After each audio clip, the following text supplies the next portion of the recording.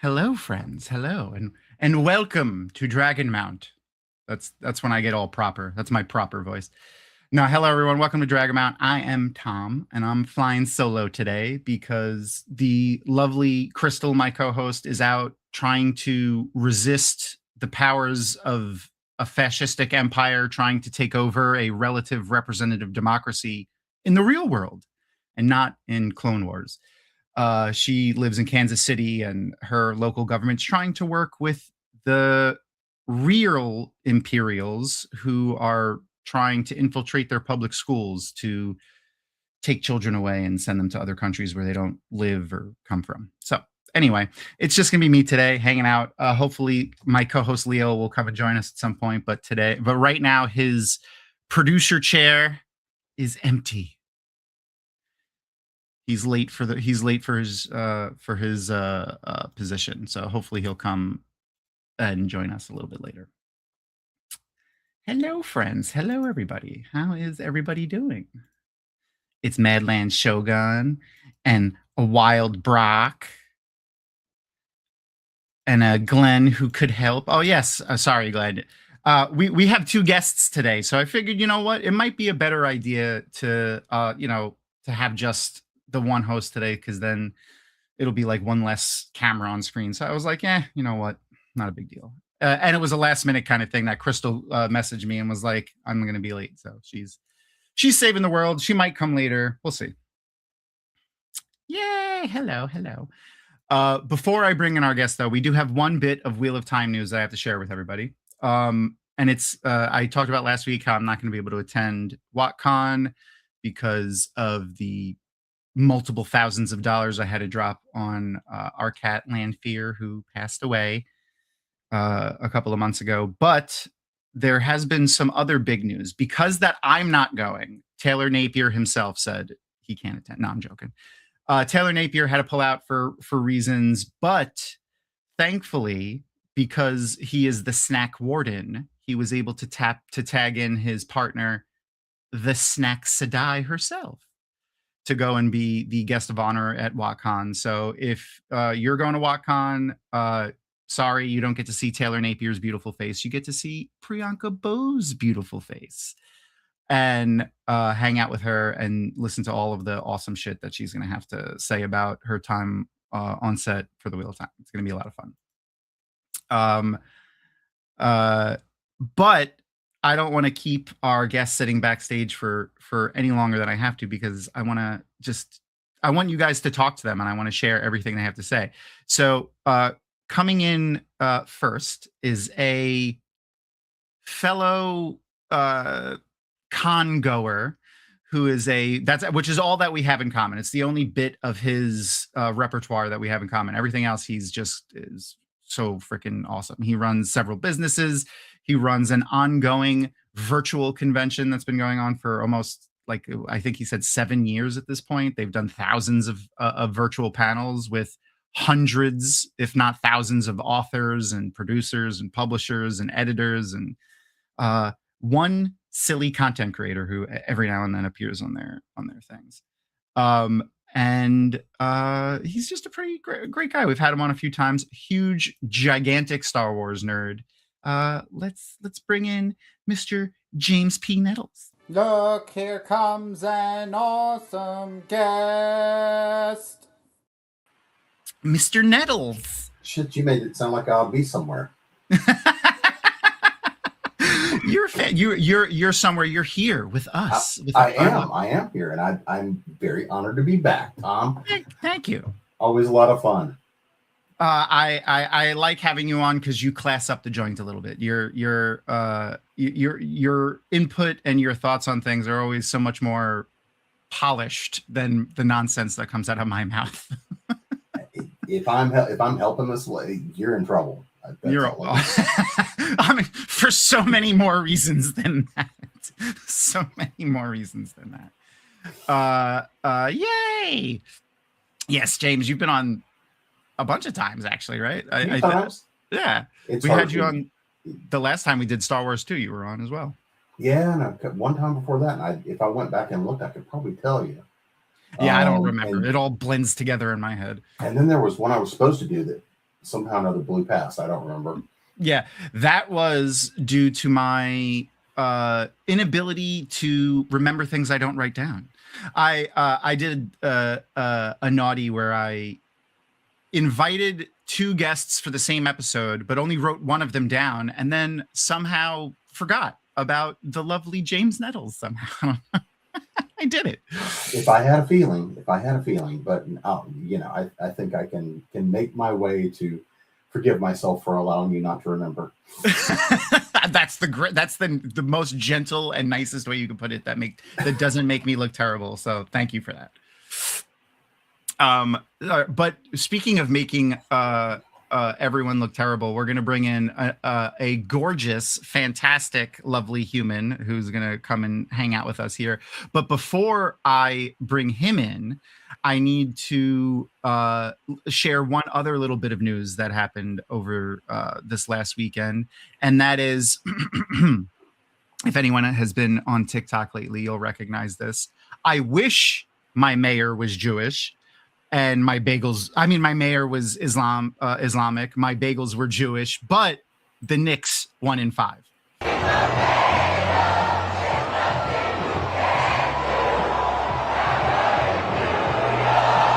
God.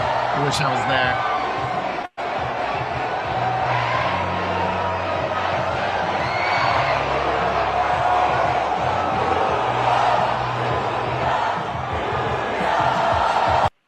Oh my God! I wish I was there so bad. That's probably where Arosa is. We have a viewer that's with us every week. She's from I want to say Brooklyn or the Bronx. The B is stuck in my head, but she's probably still celebrating. She's probably still out on the streets.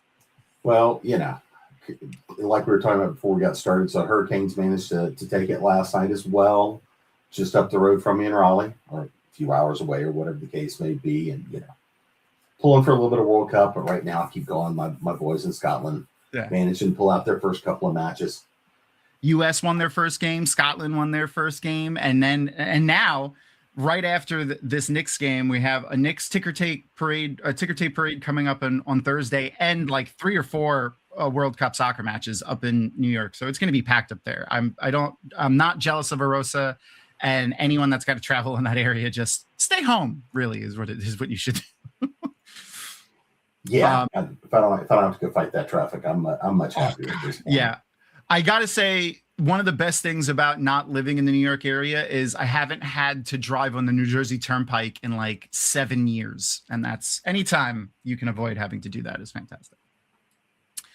But before we bring in our other guest, I wanna play his entrance in with a bit from a project that he did semi-recently, but I think it's pretty apropos for our current season. Suppose we call it square. Nah, I'm done.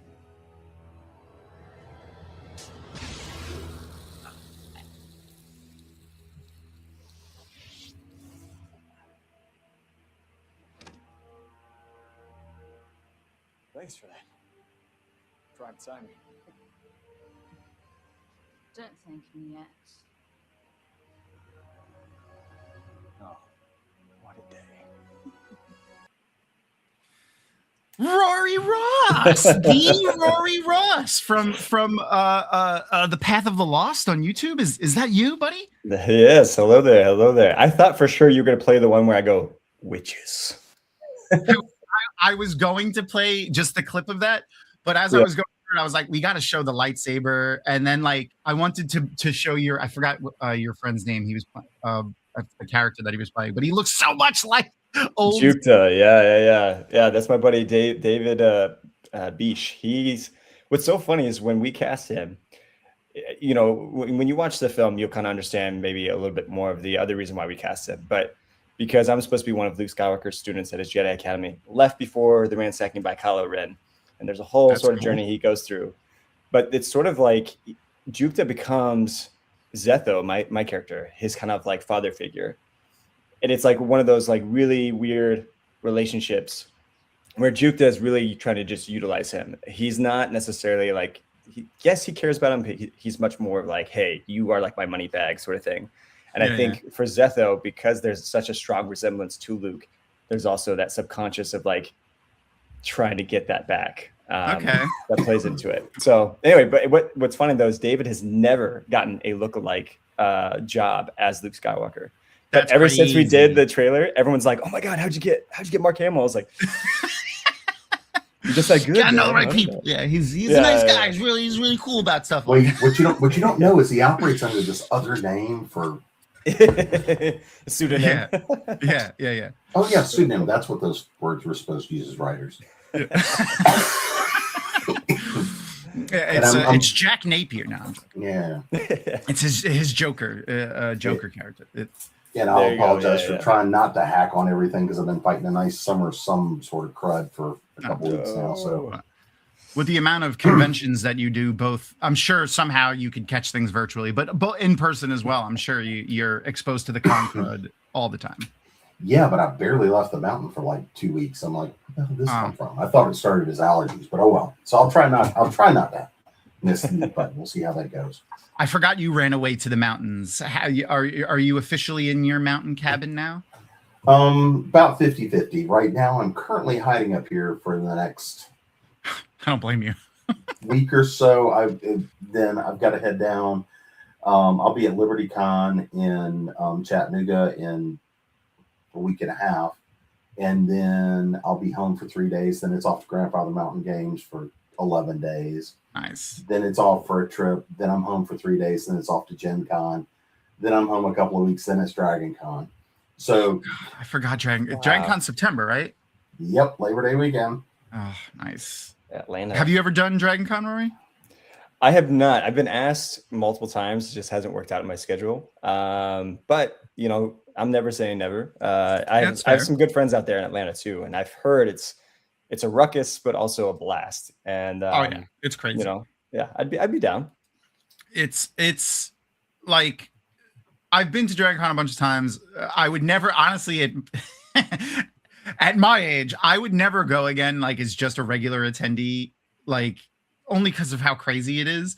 Mm. But like if I was younger and single, for sure, it's like Mardi Gras for nerds. Is what it is. It's crazy. Oh wow. Okay, Yeah. well then let's go, Tom. Let's make it happen. Dragonmount at Dragon Con. Let's go. I feel like Let's go. this is meant to be. This is the way. Actually, that was good. Fun fact on the Dragon Con website, they have a section for media guests, media applicants. Like if you want to apply to be a media guest, and it Okay. gives a description what a media guest is. But then it has a little addendum at the bottom that says fan media groups can also apply, and they use as an example of a fan media group Dragonmount. Well, there you go. I feel like you got the badge. You're ready to rock it. I should just apply and go. Yeah. Hey, you already gave me permission on your website, so let's just make this happen. I will Kind say, of just like a blanket invite, right? yeah, exactly. I was gonna say, even if I don't go, those that do go to Dragon Con, please go say hi to my friend Daniel Lowe. He's a Blue Box Designs. He does the TARDIS. It's awesome. You get to walk in there, do a photo op, etc. But he, a few years back, when his son was going through a cancer treatment, we did a custom custom Mandalorian Covert Commander figure series. There's only 20 of them ever made, and that was to help his son with the cancer treatment. And unfortunately, his son has passed, but his love for the people, the community, and the universe as a whole, he just loves bringing that smile to people. And so please go say hi to him. He's awesome. He's a hoot, and just the best gem of a being that you could encounter. That's awesome. That's so nice. I'm going to share a link to his Instagram in chat in a second here. The condolences to your friend, but that's fantastic, channeling all of that. And everything I've seen from the nerd community, like when people come out with campaigns and stuff like that, has just been gorgeous. The amount of turnout and donations and help and word of mouth spreading has been fantastic. Like, yeah, that's great. I think I've seen that. Has he been doing that for a while? He's been doing it for a really long time. I mean, and I've seen it. I remember Yeah, from going when in. he sets it up in the Hilton. Yep. I've been in that. I've been in your friend's box before. You've been in his business. I've been all up in that business before. Have many. There's probably pictures on my Facebook right now. Oh, that's funny. There's a few pictures of me in that blue box. It's bigger on the inside, you know. I'm sure you could kind of get the whole crowd in there, and and we're not tried, talking about a but- Twi'lek. yeah. I think we tried, but you know, containment issues. I mean, That's true. That's true. Start regenerating as soon as you come out or something. Oh God. Did you see that another bit of TV news? They announced that they're taking a little bit of a break, a little hiatus for Doctor Who. yeah, They're not I did jumping not. right into a new Doctor. Okay. I have to admit, I'm a bit behind. The last thing I saw of Doctor Who, which, funny enough, I got invited to Gallifrey 1 as a guest. And I was like, but I'm not on Doctor Who. They're like, no worries. We want some Star Wars people. So I was like nerding out about a different universe, but it was interesting. But anyway, the last thing I saw was the By Generation with David Tennant, and I'm forgetting the other gentleman's name, which was it was fun. It was the Christmas episode, and then after that, I haven't really had a chance to check in. There's just so much to watch these days. Yeah, I really like Matt Smith was probably my favorite Doctor. I didn't watch what was his name, the famous older actor that did Peter. No, are you talking about the good Tom Baker years? No, recent, just the last. So that'd been Capaldi. Who was like the War Doctor? Capaldi, Peter Capaldi. That's Yeah. I didn't really get into Peter Capaldi that much, but I like the most recent guy, the one that was on Sex Education. I can't remember his name. He was great. Okay. But I don't know. I don't know why they didn't. Yeah. I don't know why they didn't continue it. That's sad. I will say a slight side note too on the Gallifrey 1 is I got to do. It was I'm trying to remember her name. I knew her from King Ralph. If you ever saw that movie with John Goodman and yes, where he's like 20 millionth in line to the English throne or something. It's taken out by an electric surge or whatever. The love interest, who also plays Rose Piper's mom, in Doctor Who, she was like one of my first movie crushes, and I was like, oh man. Anyway, she was at Gallifrey 1, and we were nerding out, and she was also maybe flirting a little bit. It's hard to tell.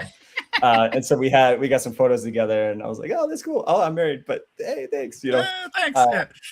But it was cool, like a little surreal moment for me to be like, oh, this is dope. You're like I don't think I told her that. I think I was more low key. Of course. But I was like, oh, you know, hey, I remember you from good old King Ralph.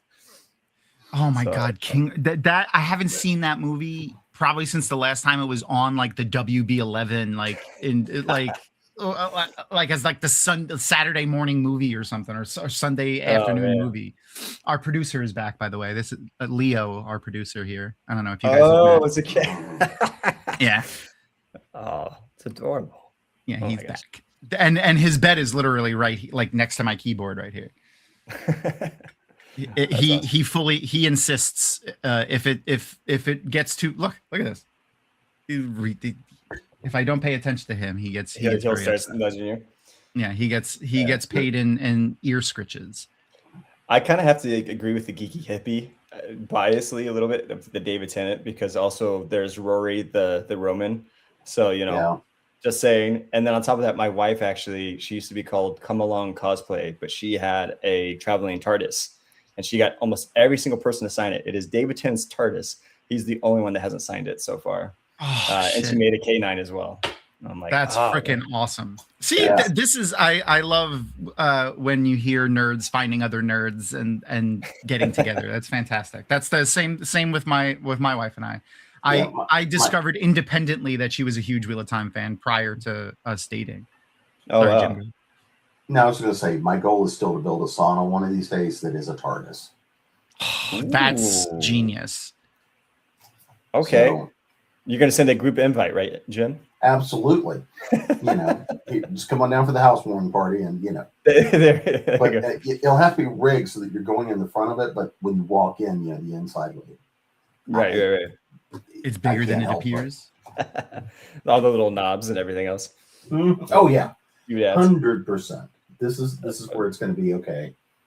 Gonna 3D print all the stuff. Gonna run all the lights. Gonna go probably have way more fun with it than I should.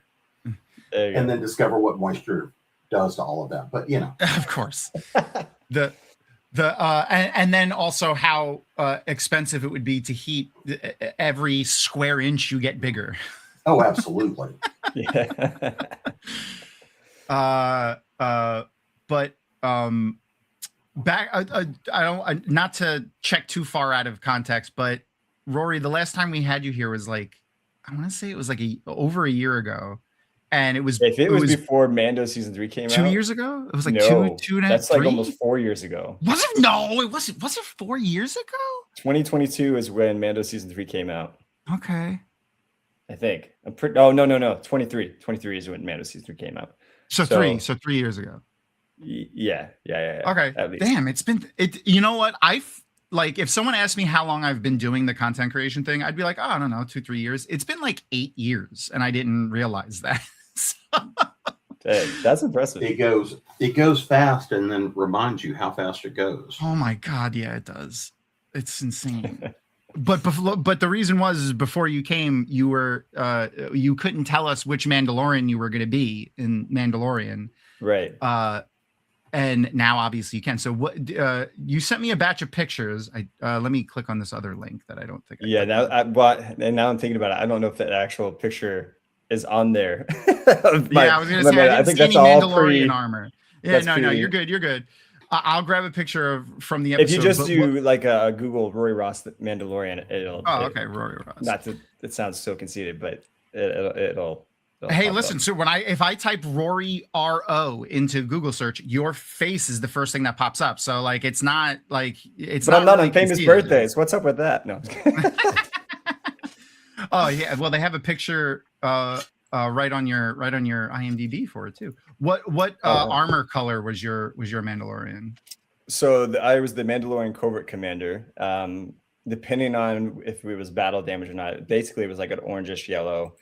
Okay. Kind of more of the darker orange, I would say. Oh, I see it. I see it. Yeah, I see it. Okay. And then I had the pauldron, and then I'm grabbing it for everybody. Gauntlets. But what was really cool is our Mandalorians, the coverts. The idea is that they've gone through battle and etc. And so what they do is they've actually scavenged off of old Stormtrooper parts, and so that's where you'll see a mixture of Stormtrooper parts meets Beskar.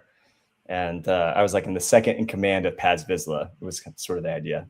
Yeah, and there's you and Paz Vizsla right there, and the armor. The armor. Yeah. Emily and I literally just did a signing in Germany. Power of the Force. We were there together. That's so cool. That's so cool. Yeah. And as a gigantic Star Wars nerd, like for your entire freaking life, that's freaking awesome. That's so awesome. Yeah, I think for me, sort of like I joke around, but my story began at a farm far away in Rockridge, Iowa, and I grew up on a small farm. We had like 200 and some odd people in that city, and on that farm though we had emus, ostriches, Russian boars, so it was very like an exotic farm. But when I was 6 years old, I contracted a rare fungus on the back of my head, and it was destroying my scalp. Like my scalp was just literally coming off in chunks, and so it was a very kind of tumultuous time. We were trying to figure out what's going on. And I ended up in the Iowa City Children's Hospital in Iowa City. I was there for about a month, and I was put in the infectious disease ward. And while I was there, I saw kids that got better, and I saw kids that was presumably it. And, that's pretty scary for anybody, I think, at any point in their life, especially when you're like so young and feeling like so vibrant and like, oh, I'm invincible. It's like, oh, no, you're not. And so that first day though, yeah. That first day I was there, my mom brought Star Wars A New Hope. And so I continued to watch that throughout my stay in the hospital. And I, like I said, growing up on a farm, I could resonate with Luke, but going through the struggle and not knowing what was happening, I could also resonate with Luke and his journey, and then him coming and overcoming his obstacle of the Death Star. And so when I got left, it was like, I don't know what I'm doing with my life, but whatever it is, I want to bring that same hope and inspiration to people like Luke did for me.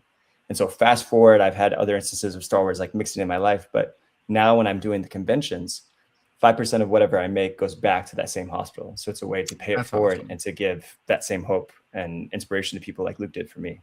So it's always crazy cool to see and hear other people's stories and how Star Wars has really transformed their lives in big and small ways, but also just being able to find a way to give back to the other foundlings, so to speak, is really cool. That's good. That was good. Yeah. That's how do you get something like that? Like that sounds like a Star Wars born illness that you would get. That's crazy. Yeah, it is crazy. I mean, and so without getting too much into it, there's a lot of elements that are in Path of the Lost that are in my real life. So I kind of alluded about, Star Wars permeating throughout my journey. At 13, I left home because my dad and I had like an Uncle Owen situation. He and I weren't getting along. I left a few summers in a row, and I just was hoping that the relationship was going to get better, and it didn't. And I'd always dreamed about brighter and bigger things. But living in Iowa, it's kind of like you're going to be a farmer or a rancher, but not really other opportunities outside of that. Doesn't mean it can't happen. Doesn't mean that, that's a bad thing for you to choose that. But for me, I wanted something different.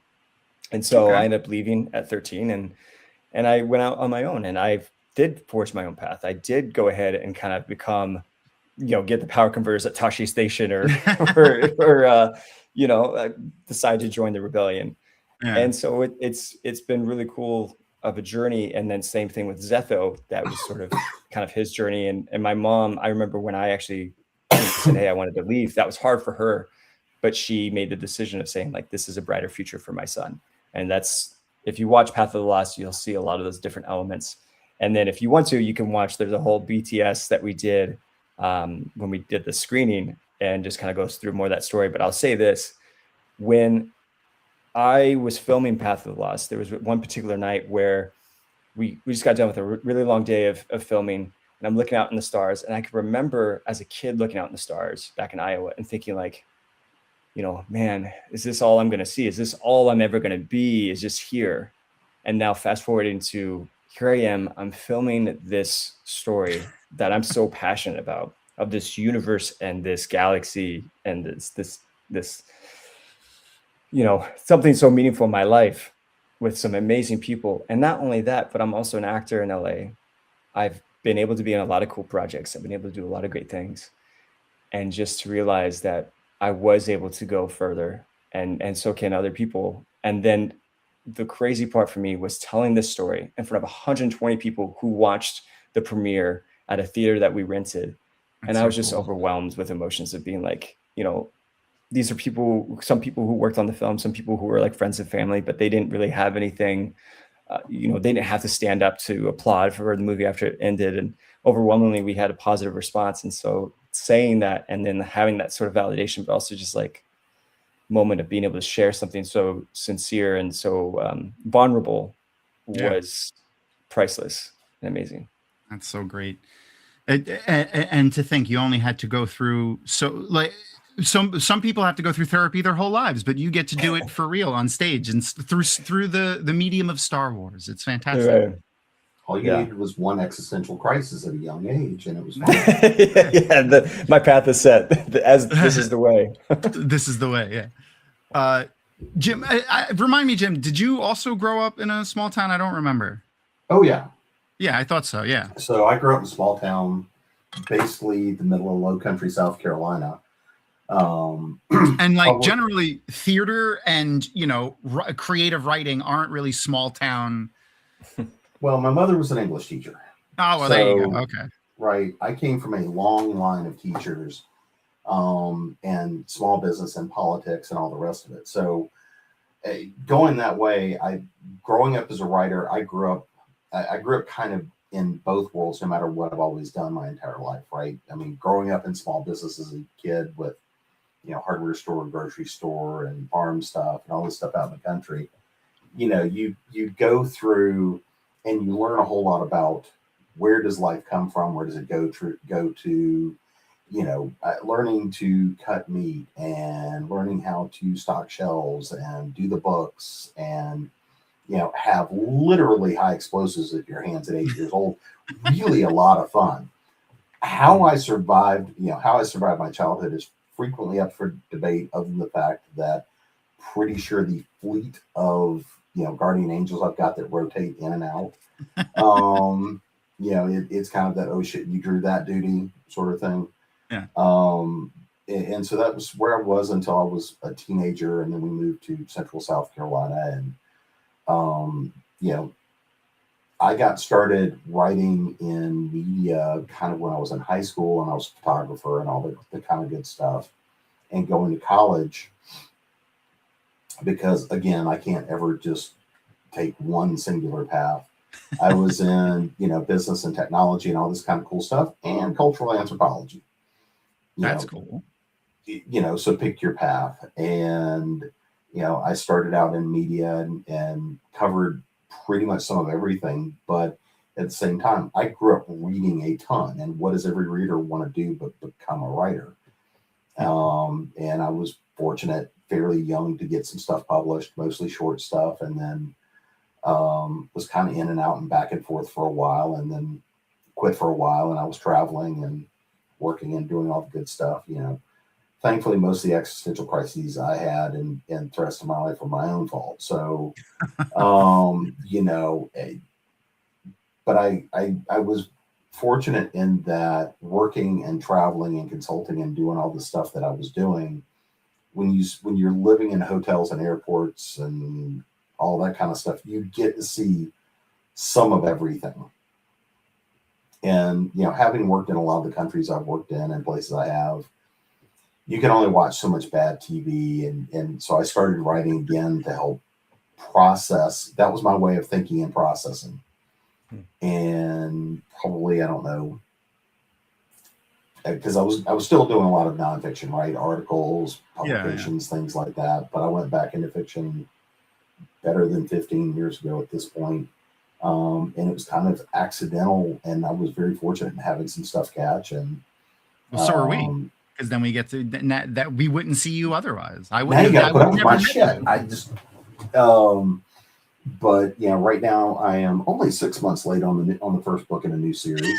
So, we were hoping to actually be launching it at Dragon this year, but hopefully I will have a cover to show at Dragon. We'll see how it goes. Okay, that's good. But yeah, I should keep us informed. I definitely want to know when the new series comes out. So the first one I've got, it started as a cozy mystery, then it became a cozy paranormal series. But publisher that's picked it up is, at least for starting with 3, and then assuming that does well, we'll keep it going. Should have a collection that's a mix of old and new, gods, monsters, and alchemists coming out hopefully by the end of the year as well, or early next year.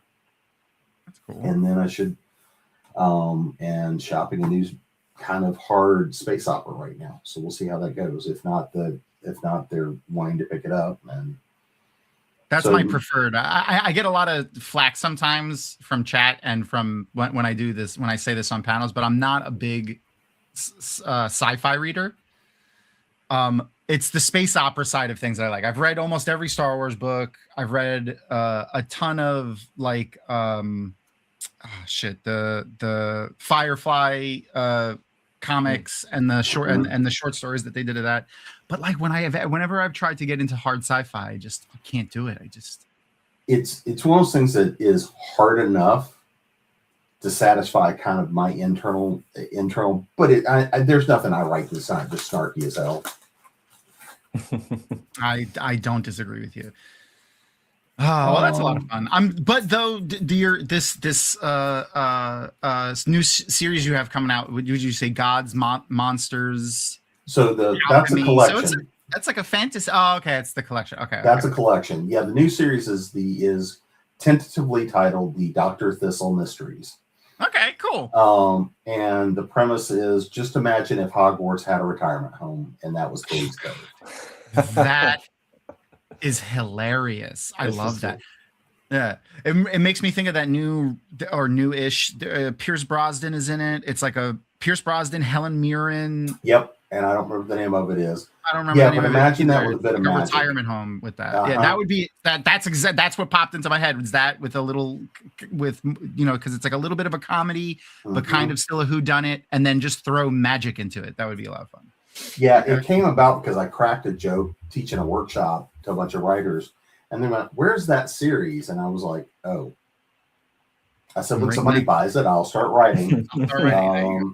And I cracked that joke for long enough, so somebody said, "I'll take that." So fair enough. The first one is almost ready. Just in rewrites. The second and third are drafted. So Cool. All right. Like I said, make sure to keep us informed when those drop so that we can push them out, but also I can read it. absolutely.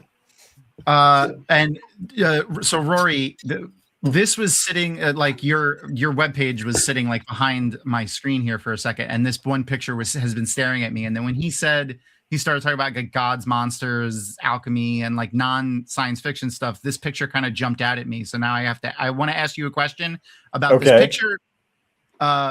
Why? Like, oh my gosh, it's that's the no so funny. boyfriend, no problems shirt. That's hilarious. That was on my website? Yeah, no, it was on your IMDb page. Oh, okay, that makes a lot more sense. So Yeah. that's so funny. Oh my god, that's years ago. That is from Seattle. So I moved out in LA in 2016. The makeup looks gorgeous. Absolutely amazing job. It's my buddy Eric Albadrez. He's done a lot of stuff. He's worked with Christina Ricci and Winona Ryder and et cetera, since we moved out to LA. But that is from a video game promo for Project Dysentery. It was a Steam game, I think, or maybe it was Sony. Okay. I don't remember. And I am a zombie who's like trying to go after the main character and throwing up. But what's really funny, that took like 5-ish hours in terms of makeup. And I had to be like this so that the jaw would not collapse on itself. And so finally, when we got to go on set, I went rah, doing the whole thing and, crashing. And they yell cut. And all of a sudden it just starts like drooping off. And I had to go, I think I was going on a date or something afterwards, and it took forever. But the makeup artist that was helping me get it off was somebody who worked on Star Trek for a lot of Worf experience there. Yeah, I was gonna say a lot of experience there. Yeah, so she was like telling me about how it was doing his makeup and all that stuff, and I was like, oh, that's cool. That's cool. I was like, also, I need to get out of here.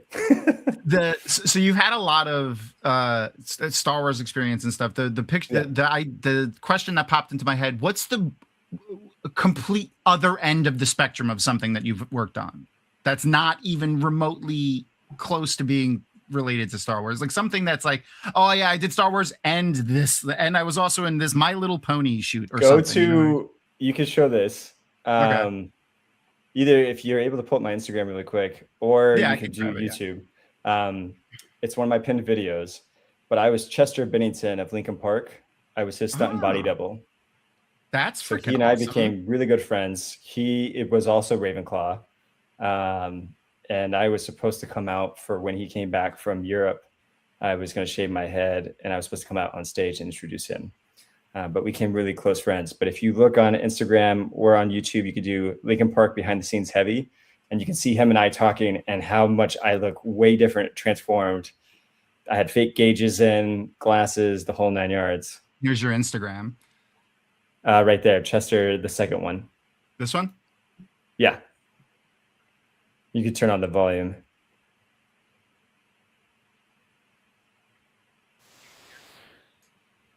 Oh, it's like really light for some reason. But yeah, if you go to my Instagram, anybody who's watching, the Rory Ross.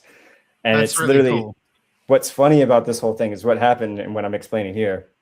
So his kids end up coming to set, and I'm supposed to be his alter ego. The whole idea is that the music video is called Heavy, and it's the idea that we need to reach out for help because so many times our alter egos or our part of ourselves is always demeaning, always casting us down. And so the idea is I'm supposed to be yelling obscenities at him, pushing him down, etc. But his kids were on set, so I said, "Hey, Chester, I can do the same sort of vibe and have the same intensity on my face, but I'll just be yelling compliments at you." And he's like, "Oh, okay." So I'm like, "You're fucking awesome. Yeah, let's do this." I love you. Yeah. Shit like that. Yeah. I said, I fucking loved you on Transformers. Like, y'all killed it. But I'm yelling this, but having that ferocity on the face. That's and so cool. And then also we had I talked about this maybe a little bit, but originally this is kind of an LA thing. Somebody will ask you if you can do something. You're like, yeah. So you can't do it. You absolutely can't. I've heard that. Sometimes.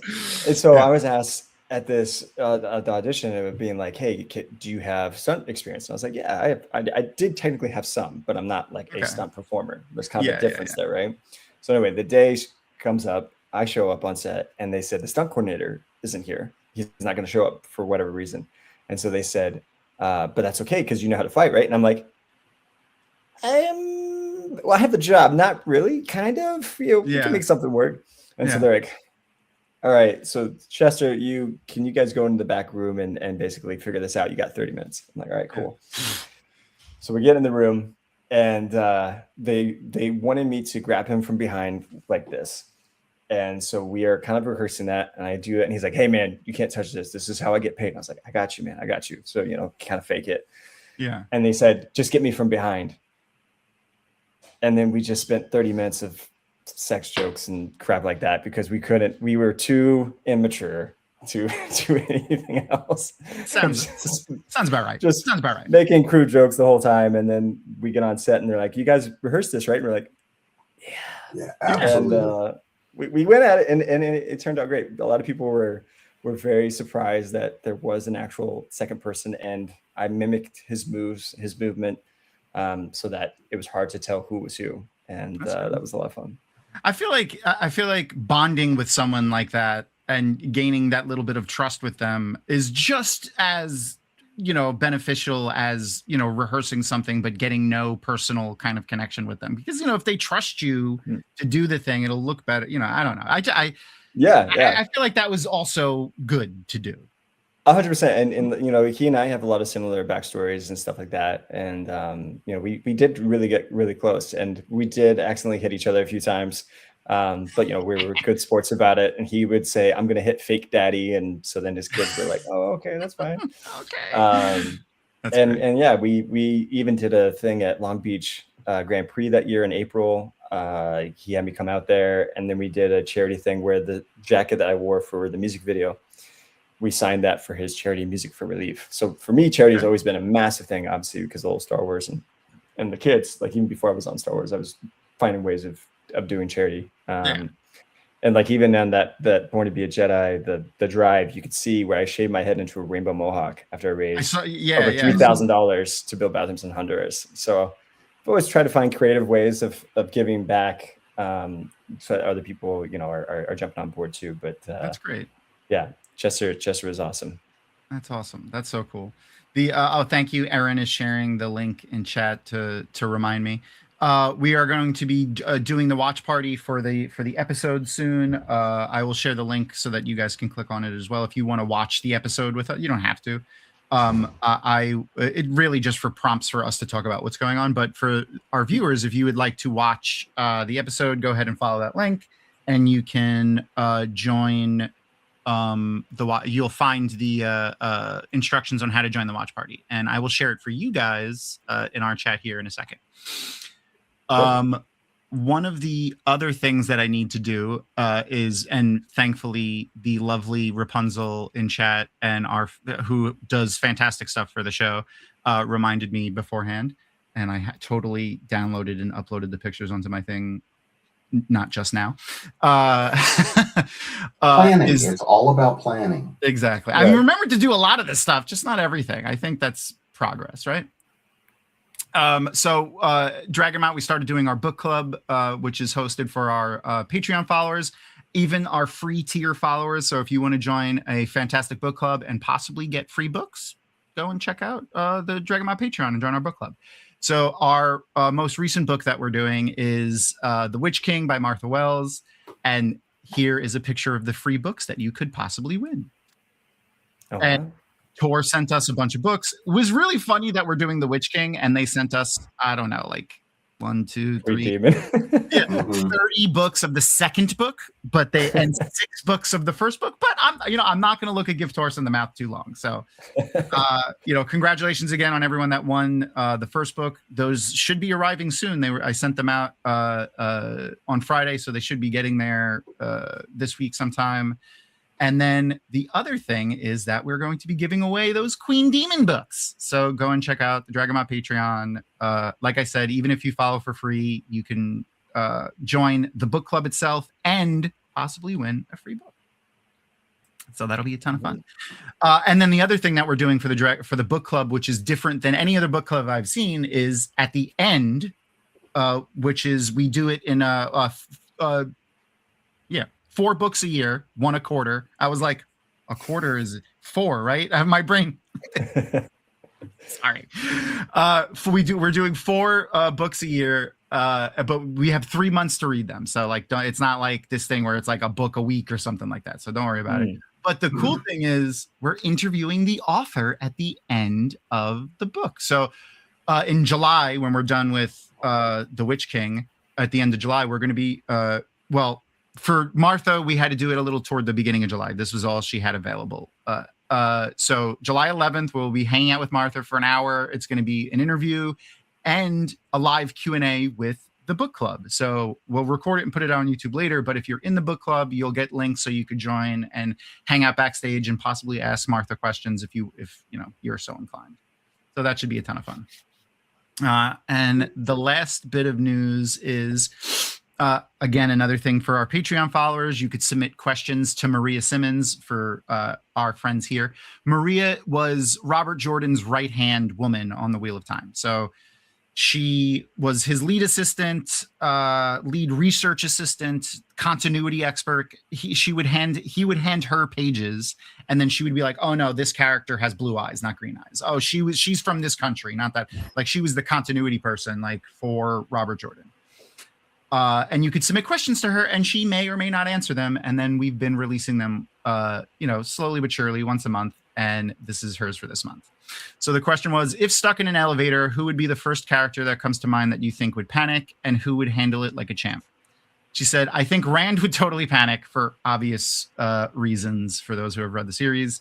Trapped in a box again, at least until he hopefully remembered that he could channel before instinctively he blew up the entire elevator. That would be definitely detrimental to anyone else in there. Lan would be calm and just use the opportunity to sharpen his knives or write poetry. I love that she did knives and poetry for Lan. That's great. Well, the pen is mightier than the sword, but exactly. And Lan, being raised in Shinar, he got raised in a very so Robert Jordan did an amazing thing in his series where he just really kind of Frankensteined cultures together out of real world cultures. So this area is like Nordic and Japanese put together, both in architecture, style design, like clothing, armor, and things like that, and their culture itself. So Lan writing poetry and being a warrior, like a samurai, like, and the pen being mighty, like they have to learn calligraphy usually at the same time. So that's apt, very apt that you put it that way. Cool. So yeah, if you want to do nonsense like that, join the Dragonmount Patreon and you can do fun things like that. I think that should be long enough stalling for everyone to have found the link to. Oh, I didn't post it for you guys because I'm bad at my job. Wow. We don't count. We're just posting the link for you guys now, and then I'll stall for another minute or two so that you guys can join it as well. Why are you doing this to me, Grant?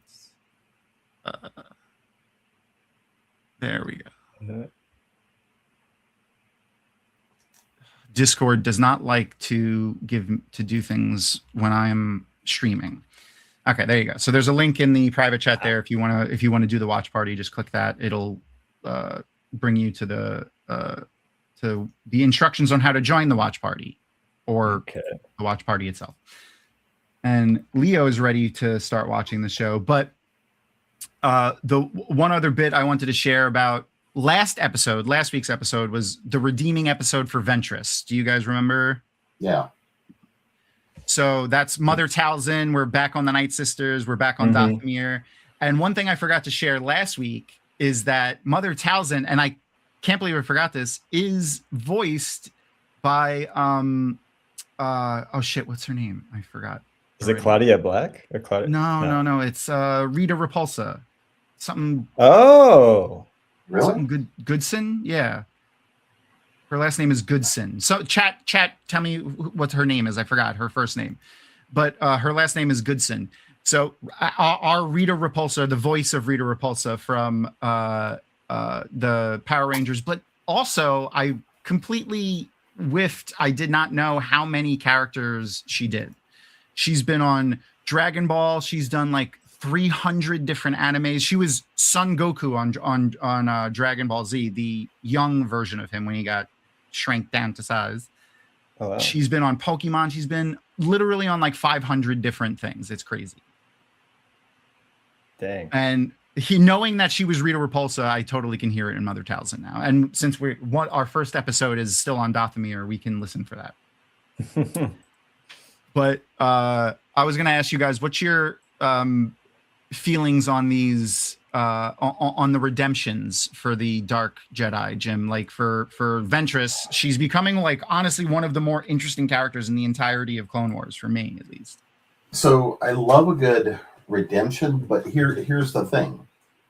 When you've got somebody, one of the things that I always find fascinating on the notion of the Sith, right? Because again, to me, Ventress was never a full Sith. That's Okay. She's carrying the bloodstone and everything else. She was an apprentice. Yeah. But much like Darth Maul, right? You're seeing somebody who was an apprentice, but they were also, as what we typically see with the dark side, is they were steered that way very hard, right? It's not that the choice wasn't there, but it's how those choices were made incrementally over time. And usually it's taking trauma to go lead somebody down the dark path, right? It's fundamentally one of the fundamental tools for taking and breaking somebody and then rebuilding how you want to take them and lead them down that path. Yeah. So there's the aspect of somebody going and saying, oh shit, and trying to find redemption. But at the same time, if you look at them more as they were trained to be the old warriors, and you've got that kind of a power, you still got to look and say, how can I use that to then find a new path and a new way forward? But I always look and have a question about that notion of true redemption. Okay. And because again, there's that thing of, these are the people that are ultimately going to be more, to me, from a believable standpoint, you either see one of two things. Either they become the anti-hero of, I'm going to go do the wrong thing for the right reasons and leave a trail of bodies behind, because that's what you need to do to do whatever it is you're going to go do, because it's better for you to do that than somebody else to have to maybe corrupt themselves.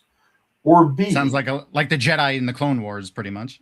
Well, and again, I've got plenty of my own issues with the Jedi, the way we see them in the Clone Wars and everything else, is that notion of, I'm just going to go be a monk in the desert.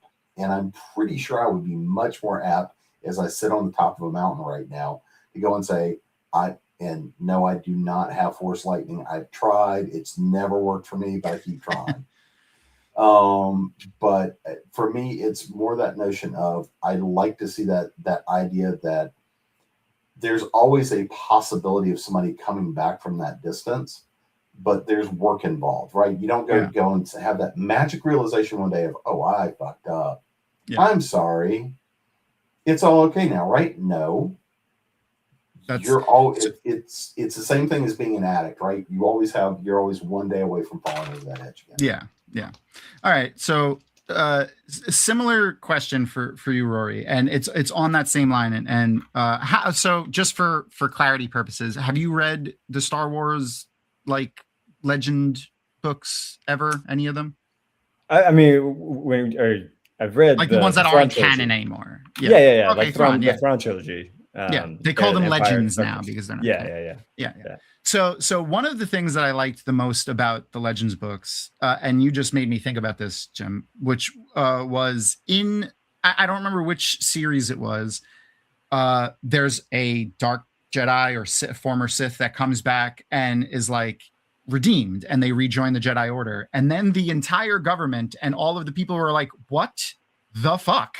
Like, they are still criminals. They still did all of those things. Like, and there's like a whole book that goes back and forth on how do you come to terms with that and like what should they do? Like technically they're not even the same person anymore. Like if you believe the Star Wars dogma side of things with the Force and the way that works. So what I was gonna say, Roy, like especially as being as in tune to the Star Wars lore as you are, what do you think about that side of things? Like how do they come back to that? Yeah, I was gonna say the one thing I always found sort of an interesting concept to think about, and I know it was talked about in some of the books, but Vader. I mean, Vader ends up being redeemed, as we know at the end, and that's why you were seeing. George said you saw the younger Anakin. Is that he was able to literally go back to when he was no longer last Anakin. He chose the dark side. Exactly. Yeah. So even though there's that case and Luke's smiling and all this, and there's that great moment that we have at Return of the Jedi, the reality that Vader still killed all these different people. He still completely changed the universe and the galaxy and altered things in such a massive way, the ripple effect of all that. Imagining dealing with that and trying to coincide as like Leia or even Luke of but my dad, I don't want people to speak evil of him, but like, that's like the reality is still vastly different. And because if people, and I think in the books they find out that, Leia and Luke are Vader's children. Yeah. You're going to have different opinions about them now too, because you're living in that shadow of knowing what their dad did. So I always found the reality of a redemption story very interesting in terms of how that gets translated to everyone else who isn't a part of that. And even though, to your point of having somebody who did, like Raven, when he ends up, going to the dark side after he goes to, the Sith Kingdom or whatever it was, and then he does this whole thing, and then they brainwash him, and then, he thinks like, oh, I've always been good, like nothing's ever happened. You yourself having to deal with that sort of reality, and whether or not that's going to make you so guilty to feel like you don't deserve that chance, that opportunity. Then also to your point, Jim, of the addict aspect, it would be so easy to fall yourself into that trap, thinking like, people are already telling me this is what I am. Maybe I might as well listen to that. Yeah. To get maybe even a little bit more serious. I used to do voices all the time as a kid. Like I loved Jim Carrey and Robin Williams. Those were my guys. Same. And I would walk around, there's probably videos, etc. But my dad wasn't of that same nature, that same generation. And he was like, you're being stupid. You're a different name calling, etc. And you get thrown that so many times. Well, eventually it's a lot easier for yourself to accidentally believe that. And I think it's in a similar notion to this. Yeah, that's not a bad example, especially and the people who are most to get a little bit more deeper, because of therapy has been great.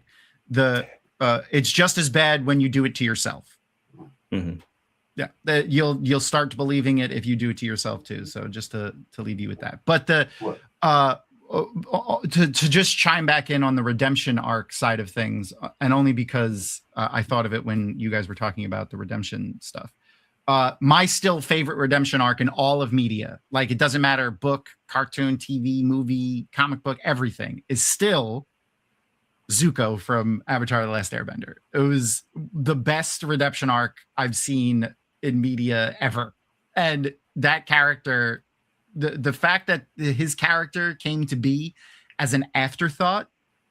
Zuko didn't exist when they completed season 1 storyboarding and scripting and stuff like that, and they felt that the pacing was off, and having the Fire Lord as the main character, the main villain, was bad because like you have this adult with an entire army and like he's taking over the world and he can't do anything about this one kid. So they rejiggered everything to add Zuko into the mix and his story. And the fact that they did that as like an afterthought is crazy, because his arc is could be argued to be like he's the main character of the series. If he had a little bit more screen time, he would be the main character. But let's get ready to press play on the thing, and then whatever you go ahead, Jim. Go. What were you going to say? No, the only thing, especially since we're going into Clone Wars, which made us see and feel a lot more empathy towards Anakin Skywalker. I think one of the biggest parts of the story here, in that since we're talking about redemption, is that notion of being able to say Luke and Leia were the children of Anakin Skywalker. They were who at death became Vader, and then his redemption allowed him to be reborn. And that's why you see that reset. But that is a very big subtlety, I think, as well, is that moment of, is really kind of, I think, describing back to your question about like Asajj Ventress and whatnot, that shift when you become a full Sith. There's such a fundamental shift in who you are as a person. Yeah. And the only real, having looked at a lot of the Sith lore and things over time, one of the biggest ones I would say didn't undergo that the same way would be Lord Dooku. Okay. While he followed the path, he became a full Sith, but he didn't transform. You don't see the Sith eyes, you don't see everything else. It was literally, I'm going to take that power because it suits me for what I need to do. That's fair. And to me, that's much more he didn't fall as much as it was okay, I see the fallacy over here, I'm going to go assume the fallacy over there. Okay. Where Vader actually, like, I feel like his rock bottom moment was probably killing the younglings in the Jedi Temple and the Jedi in the Jedi Temple and the workers that worked there. And I think the younglings is that final thing that pushes everybody over the line, right? Yeah. That's a difficult thing to do. Defenseless. I mean, like, even though they're little Jedis, they're still defenseless children in the face of someone like Anakin Skywalker. But all right, I'm gonna get ready to press play over on the thing. So if you're just in the watch party again, the link will be shared in chat. If you want, just go ahead and click the link. If you're in the watch party, just sit back and relax. If you want to line up, I'll give you a countdown, and then you can press play at the same time. All right, here we go. 3, 2, 1, and play. Yay! All right. And you should be able to adjust volumes and stuff like that independently, however you want. The swiftest path to destruction is through vengeance. Is the fortune cookie bit for today on the episode, which is a great. Is that a Sun Tzu quote? If you harbor vengeance, vengeance is a double-edged sword, and it's gonna dig two graves if you seek vengeance, dig two graves is another one. Yeah. Is I guess it's got to be the quick reflexes, but why is it that every Jedi is an amazing pilot, or every high level Force user is an amazing pilot, right? Is it just the quick reflexes?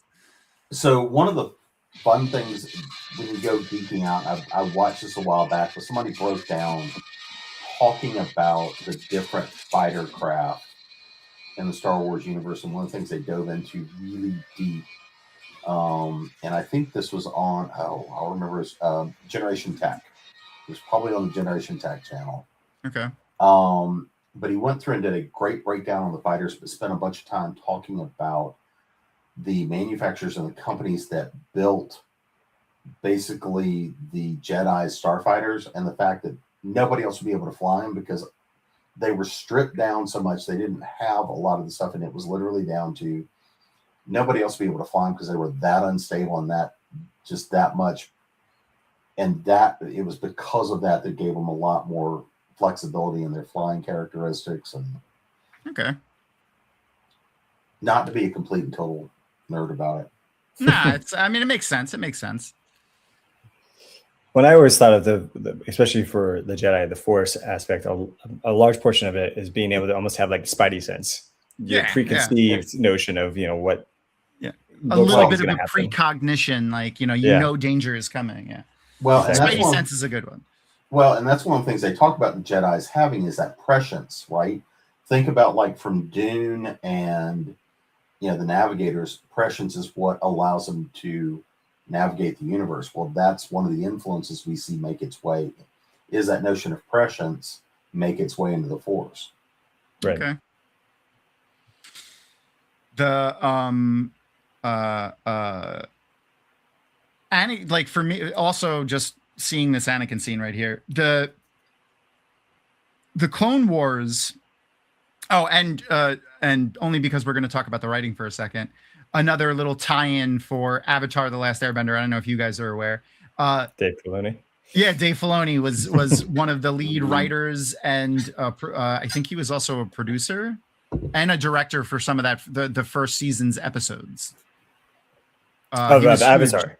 Yeah, the Avatar: The Last Airbender. Yeah, and then obviously he's like the godfather of Star Wars now, and right. George Lucas's apprentice and everything.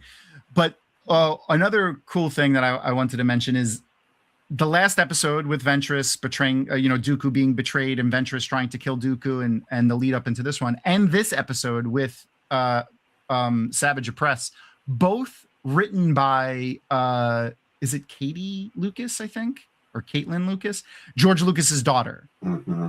Oh, yeah, huge. Same one that was also in Revenge with her dad on the theater scene. Yeah, as, she's a Pantoran. blue. Yeah.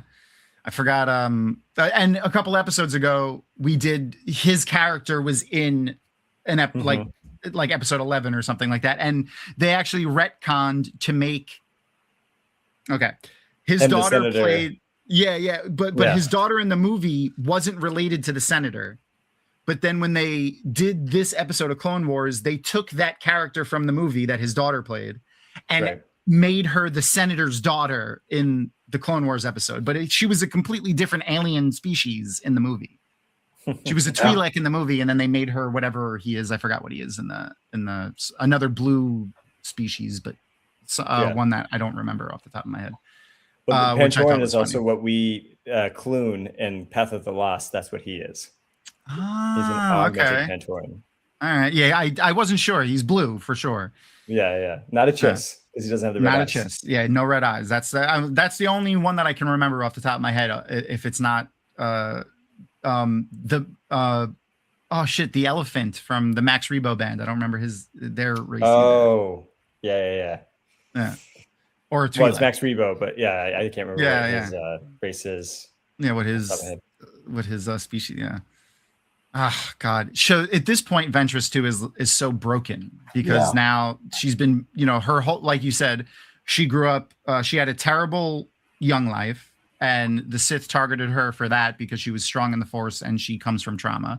Then she was manipulated and trained and brutalized by the Sith, and then ultimately betrayed by them. And now she's basically rock bottom. And still not going to bend an ounce. And that's one of the things I can respect. Mm-hmm. Is that notion of, if I've got nowhere else to go, I am at least going to do, I'm going to go down fighting. And that's one of the things that, even when you see like into the last few episodes of oh shit, I'm getting old.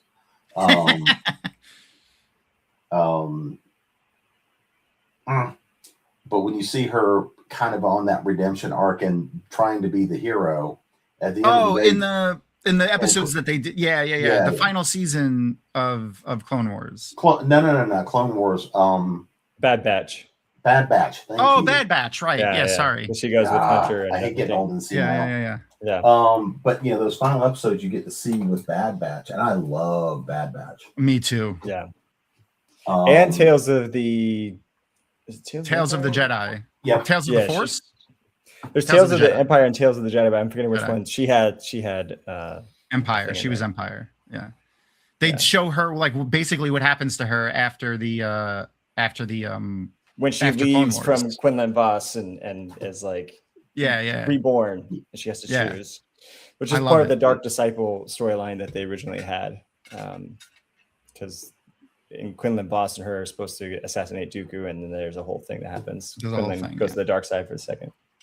Well, one of the things I love out of Clone Wars overall, and I think they did so well, and aside Ventress is one of the really strong characters of this, is being able to show true self and shadow self. Right? Okay. And that was always a lot of her character, was the shadow self was always the good side. that wanted to come out versus the the self that everybody saw was the true self, if you want to call it that. Yeah. She's like Um, a reverse case where it's yeah. usually the other way around with, characters. I will say what I always love too about Asajj is, from what I'm recalling, we only kind of hear about her just for a brief moment on Revenge of the Sith, and in terms of the scar. And the DK book talks about, gives it a little bit more breakdown. And then all of a sudden, that's 2003, if I'm not mistaken, somewhere in there. But then Clone Wars, it gives us this character that we come to know how not only did Anakin get the scar, but then in terms of just getting this great character story of somebody who's, they've really, in which we'll see here in a little bit when Mother Talzin does her little, flashback memories, and you see all the journey that she's gone through and how she's kind of gotten to where she is today. And it's sort of also like the Batman Killing Joke thing, where it's like you're just one bad day away from being like me. Yep. In the sense of Joker. That's a great pull. That was a great pull. Yeah. Fucking killing. That was a great comic book and a great movie. Yeah. The and her similarity to, but in reverse, to Red Hood is really strong too. It's in reverse, but it's very similar to Red Hood's story. Yeah. The another bit that I learned reading like some of the behind the scenes stuff from these episodes was George Lucas loved Savage Opress's name. They were like, it's perfect. He's like, it's perfect. Because like, his naming conventions on a lot of the other characters is very on the nose. And they were like, oh yeah, that's perfect. Yeah. He thought it was hilarious. And he was not exactly subtle. No. Well, and you got Tom or Clancy Brown being the voice. I mean, automatically you think of Highlander, and he's the freaking dude who's like bashing. Yeah, and he similar weapon too, if I'm not mistaken. Yeah, he's a brute. Yeah. Yep. Oh my God. He's oppressive. But it's even more. It's even there's another layer. Because when they get Savage first, he's small, and when they do the ritual to him, he gets bigger. And Rita Repulsa does the voice of Mother Talzin, so she literally make my monsters grow. Oh my gosh! She literally did that. Yeah, that's really funny. I'm sorry. I cracked myself. Well, one of my first conventions, I actually did it with Rita Repulsa, the actress, not Barbara. Whose first name is Barbara, by the way, Barbara Goodson. Yeah, so it wasn't with the voice that I did it with. It was the actual person who did the the character. Yeah. Because most of those scenes, for those who don't know, were taken from a Japanese live action show that they did, and then they really only filmed like the not in suit stuff. Everything else was like the actors were never really in those suits until like way later in the series. Yeah. By the way, geeky hippie, I'm with you. It's Savage Opress. Savage Opress. I know. Yeah. You gotta get that little accent in there. Savage Opress. So great. Clancy Brown has done so many voices in Star Wars too. He was in Rebels, he was in Bad Batch, he was in Clone Wars. I fucking love in Clancy Mandalorian, the Devorian. Mm-hmm. And again, a brute. That's his whole thing. I mean, you can't. It's hard to get that voice on like a elegant, dexterous character. I mean, I guess you could, but. And here we go. Here's our flashback. Our flashback. The another thing that we talked about the last couple of weeks was the different Force cultural things that come up in Star Wars. Like we only see it a little bit in the animated stuff, but they go into it a lot in the books. What are your guys' thoughts on these? Like, where does the Force rituals and Force non-dark side, non-light side, non-Jedi Force stuff fall for you guys? Well, for me, it makes perfect sense, right? Because again, you're getting the Sith, Jedi, balance back and forth. It's That's all we have, Whose yeah. perspective is the story being told from, right? Yeah. Then you a see certain point gray of view. Jedi, right? But then we start looking at other cultures that have the Force, have the capabilities, and yet are like, we're not joining up with y'all. Just leave us over here, leave us be. Mhm. You know, the notion of seeing even like the witches. This is still all the power of the Force Yeah. being channeled a different way. You know, this is almost, for lack of a really bad term for it, it's almost just different flavors and denominations of channeling the same power. Yeah. And it's a notion of the belief systems of where it was cultivated Mhm. show how it's being manifested. I always felt like, especially for the Night Sisters, this is a lot more of like if you want to bring it into more like a more modern idea, it's like if you had a culture of people that were indigenous Mhm. and untouched by the larger galaxy and developed with the Force, you could end up with something like the Night Sisters. Well, and I think the other thing is they appear to have at least a certain degree of almost a reptilian sort of influence, right? So if you look in appearance and you look at the claws and you look at the body structure and you look at and you look at the environment, you get a little bit more of what would be almost that reptilian sense, then channeling the Force with that in terms of that natural essence. And that's where I find it curious when you look at how they show the story of the Force through different Jedi from different planets, different species, different races, and looking at how they do that. And you see these species tend to favor these kinds of abilities, these kinds of powers. These species tend to, favor this, that, or the other. Yeah. And on that same line, Rory, you mentioned Quinlan Voss before. He was in an episode like a couple of weeks ago that we talked about too. And I mentioned kind of like the same thing you just said, Jim, about how it's like just a different side almost. Right. Because even though he was raised, he's a Jedi, obviously, but just the juxtaposition between the straight-edged, more hard-nosed, dogmatic Jedi like Obi-Wan Kenobi versus here's also what a Jedi could look like in Quinlan Voss. I liked that too. That was something that they've done really well with the animated stuff, showing that there's such a big, wide-ranging galaxy of peoples and things. Well, and like you just got the snippet of of basically the poison dart that they're going to try to use. Yeah. Well, that very much is reminiscent of the one that's used in Dune to try to kill Paul Atreides. That is very reminiscent of, it's very archetypical. And I think that that's one of those things is that Star Wars shamelessly dives into archetypes. Okay. Yeah, and they use them with very little issue on these. Mm-hmm. Well, and I was going to say too, with the Night Sisters, especially, it's sort of like the Avatar essence, where, and when I say Avatar, I'm thinking of James Cameron, where it's all about the tree of life and how they're all connected, and their whole world, Dothamir, they draw the power sort of almost from it, in essence. And later on, if you play Jedi Fallen Order and Survivor, you understand there's the Night Sisters, that have died, they become kind of ghosts, but they don't leave. They're still there. They're still part of that world. Yeah, and we know that is a thing of the Force, not necessarily of the Jedi. Right.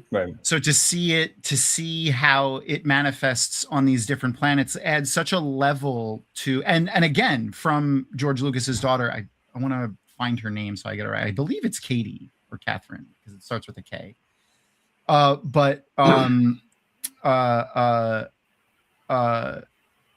It's such a great story within the Star Wars story that explodes the universe in a way that none of the mainline stories really did. Because so the implications of that means that these Force nexuses on all these different planets aren't like, they may not necessarily be dark side, light side, and then that's it. There's this whole other aspect to it of like the Force evolving and being on this planet with these people, and look what it produced, something that is neither of those things. And I love that. Well, and again, this notion of the Force as a power, it makes perfect sense to me that, you know, it would channel its way through different ways, through different peoples, different cultures, different abilities. And It is Katie. It's Katie Lucas. Sorry.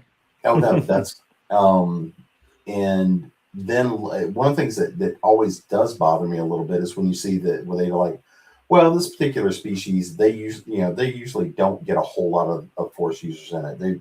They're just not touched that way.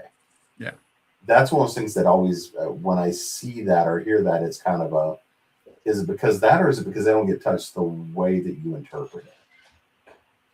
Right.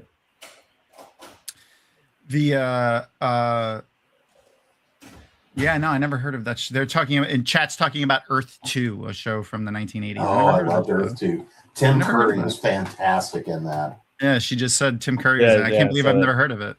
Oh, it was only on for one season. Oh, that's probably. And it was an interesting premise.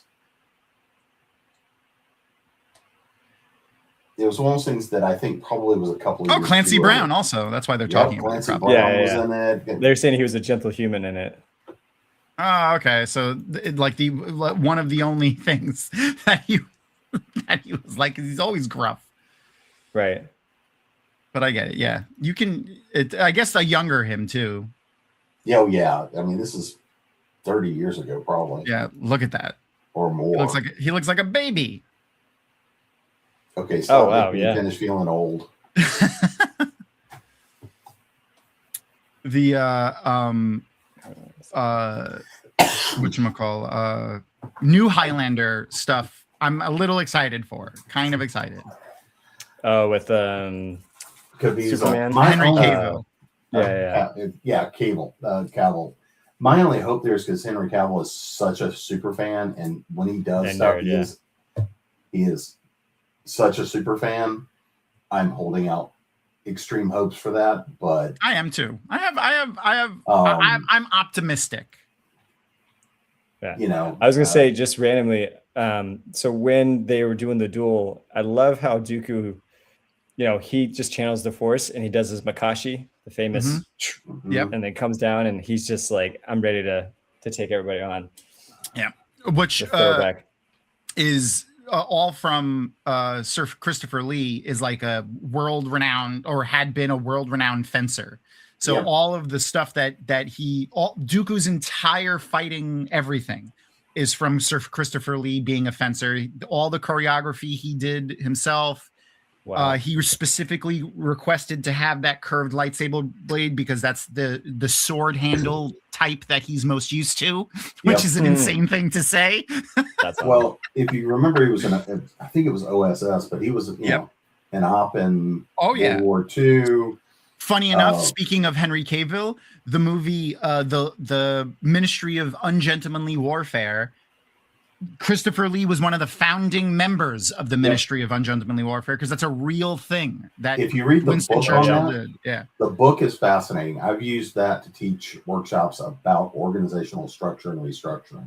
Oof. That book. Wasn't that also wrote by the guy who wrote James Bond, or the writer of James Bond was a member or something? Fleming. Ian Fleming. Ian Fleming. Yeah, he and Ian Fleming would have been familiar. Yeah. Oh yeah. That's crazy. Yeah. Christopher Lee had a really interesting life amongst playing Dracula and all of the characters that he's played, and knowing JR. He personally knew him. He was also basically James Bond. He was a black operative during World War II. He started a death metal band at the age of 70. He has an album. CD. He has a death metal album. That's amazing. You know, one of my favorite quotes, though, is when they were working on Lord of the Rings, and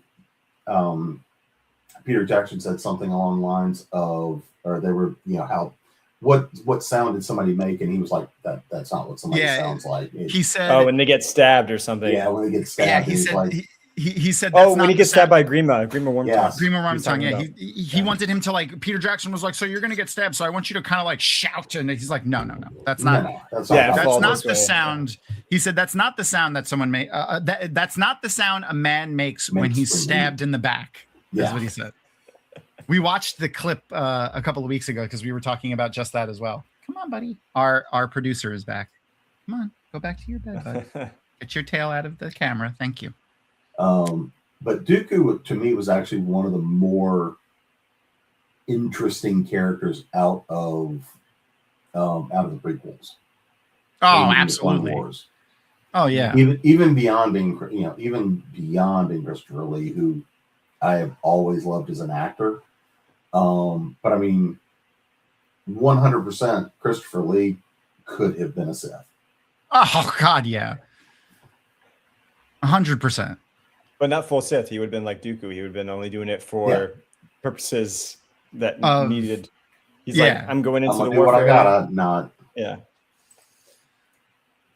The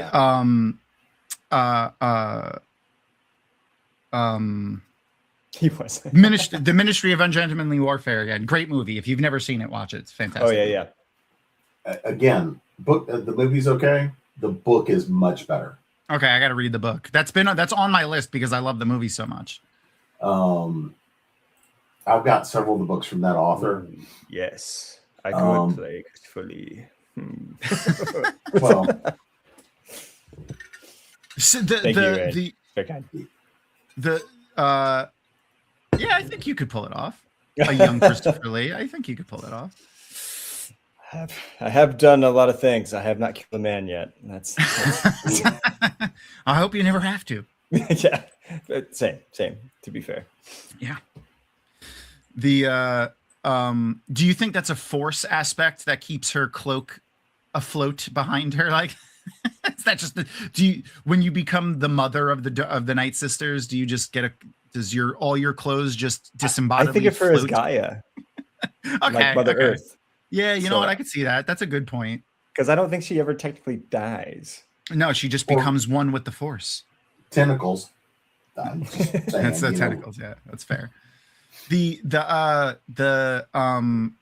And just but to crunch into that a little bit, she becomes one with in my opinion, I feel like more than her becoming one with the force in a generalized way, she more so becomes one with Dathomir.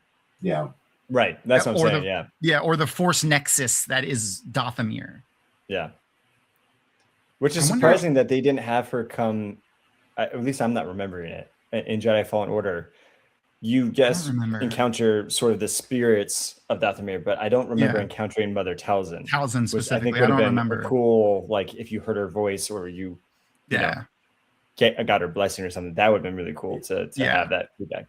And also, I never understood why we didn't have Cal Kestis and Kenobi with us, especially because we were all in Fortress Inquisitorius. Mm-hmm. I do I think got that up on set and kind of I got looks. that's funny. That's fucking funny. And Because one of the I other things was that- late into playing the game, and when I realized we were on Fortress Inquisitorius on the on Noon, Yeah. whatever it's called, it's Same the difference. same way that Cal Kestis got in. It's the vessels underneath. Like, how did we not refortify or like I was very befuddled of us having the same exact thing more or less happen there. And Yeah. then I will say part of the reason why Leia was with Kenobi on his feet, if I remember correctly, Ewan's daughter was getting ready to be born or something, and he had to leave. And so originally Leia was going to be inside the storage box, and she was going to be like taken off. So then it would have been a much more believable. But I think we only had so much time with him, and we had to get it done. All right. So That's, I mean, understandable, I guess. real life Yeah. just getting in the way of art. I don't know what to say about that. Yeah. yeah. They another bit that I read about Savage is that he is meant to be like the opposite of Maul in every way, even though it's Mhm. his brother. He's supposed to be like, so where Maul is like the elegant, clever, thinker. He even looks a little bit like him because he is his brother. Savage was specifically made to be the antithesis of that. I loved how they brought the solar sail back too. Mm-hmm. Like it's a Well, great callback. And one of the other things I always love about Dathomir as well is we're going to put all the guys way over there, Mm-hmm. and we're going to have all the witches over here. And it was like, is this the boys' school and the girls' school? And once a year they have a dance. Is it? I mean, though, if I'm the guys and those witches are pretty powerful and I just have mortal powers, I would also probably choose to be a lot further away in case they decided to make me a slave one day. Yeah. Like, Oh, yeah. I mean, I mean, there's probably a really interesting story behind it because, like, you have the Dathomiri, who are the Night Sisters. They're Dathomiri. Their race is from Dathomir, right. and then all of the men are Zabraks. So, like, how did that happen? Like, where did that? Like, there has to be some sort of interesting story that They say the planet that Maul's from, and I'm forgetting it off the top of my head, later on. It's the next episode after this, I think. Or it's whenever Savage goes off to find Devarian or something and yeah takes out the 2 Jedi and then comes back, and then you see Scorch and the rest of the Republic commandos, and they say, hey, the monster did this, more or less. And then they're like, wait, but Maul, didn't he die? He was from Ithori or something like that. I can't remember. Ithori. And that's what I never could remember is all of the lore behind it, because again,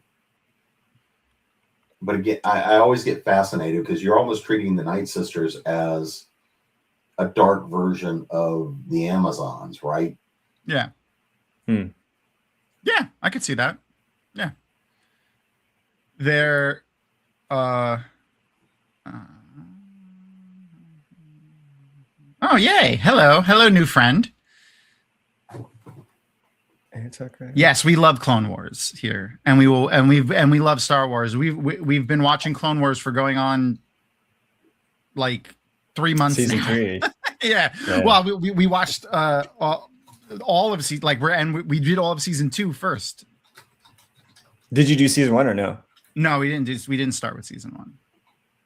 Because season 2 does it start with the Domino Squad? I'm trying to remember. Yeah. Okay. And Fives and Echo and I honestly, like, after we did it for like 3 months, I was like, oh man, we should have did timeline order, because the first 3 seasons of Clone Wars is completely out of whack in in air order, air dates, and where they fall in the timeline of Clone Wars. Even forget about everything. Right. Like, if you watch it in timeline order, you're watching all of season 3 interspersed during season 1 and a little bit of the beginning of season 2. It's like almost all of season 3. There's like maybe half a dozen episodes that happen canonically or chronologically after season 2 in season 3. Right. Most of it happens in season 1. There's even episodes in season 3 that happen before season 1.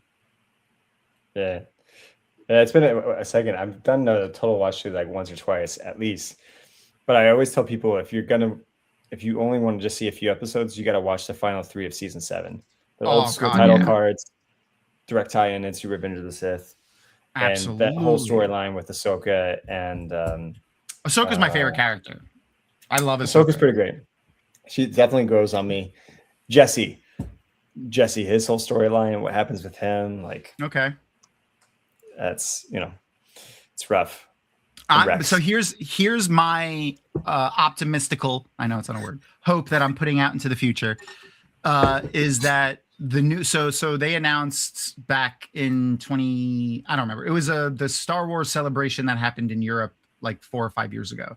They showed this image, and it was the new Star Wars canon timeline. Starts with the Dawn of the Jedi, ends with the New Jedi Order.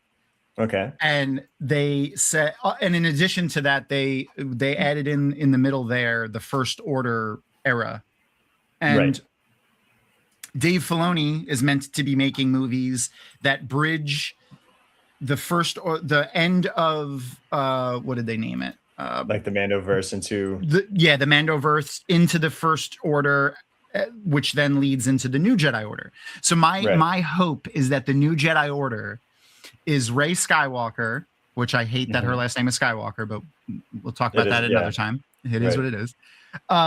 Starts to put together, a new Jedi Order that isn't the old Jedi Order, that's more in line with what the books did with like Luke's Jedi Order, and that while she's seeking out information from other Jedi or Force users in the world, she teams up with Ahsoka Tano and Asajj Ventress. That's what I want so bad. I know Ahsoka might not be alive. We don't know if she's alive, and there's some evidence pointing that she might be dead, but we don't know for sure. The voices during the last movie, Ahsoka is one of them. But she could have just tapped into it. She could have just heard the calling in the Force and tapped into it. That's right. I feel like Asajj would be pretty old at this point, though, too. Yeah, she would. I mean, but like the Dathmiri live for a while, and Force users live longer. So, right. I feel like, in my mind, I feel like at some point Asajj probably sacrifices herself for, oh my God, why am I forgetting her name right now? The little one who's not so little, at the end of Hunter, Omega. Omega, yeah. Omega, yeah. But we don't see the body. Right. True. So like that's just my optimistical, again, I know it's not a word, hope that I'm putting out into the future. But I think Grogu is going to be a part of the New Order.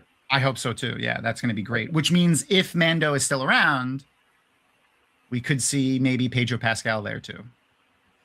I'm not leaning in that direction either, because he's very busy to be making more of that. But it just in that regard. But he's also a regular human, and he's already old. Yeah. Right. Yeah, I feel like you can only run so many franchises. Right. Yeah, it's true. I agree. I hope he's talking by that point. Exactly, and that's what I think that in Mando and Grogu, when we now finally, spoiler alert for anybody who hasn't seen it, but Grogu has a coming of age moment where I feel like that was important to see, and we kind of get close to like a little bit of talking. I almost imagine that the reason Grogu isn't talking is the PTSD. It's like he is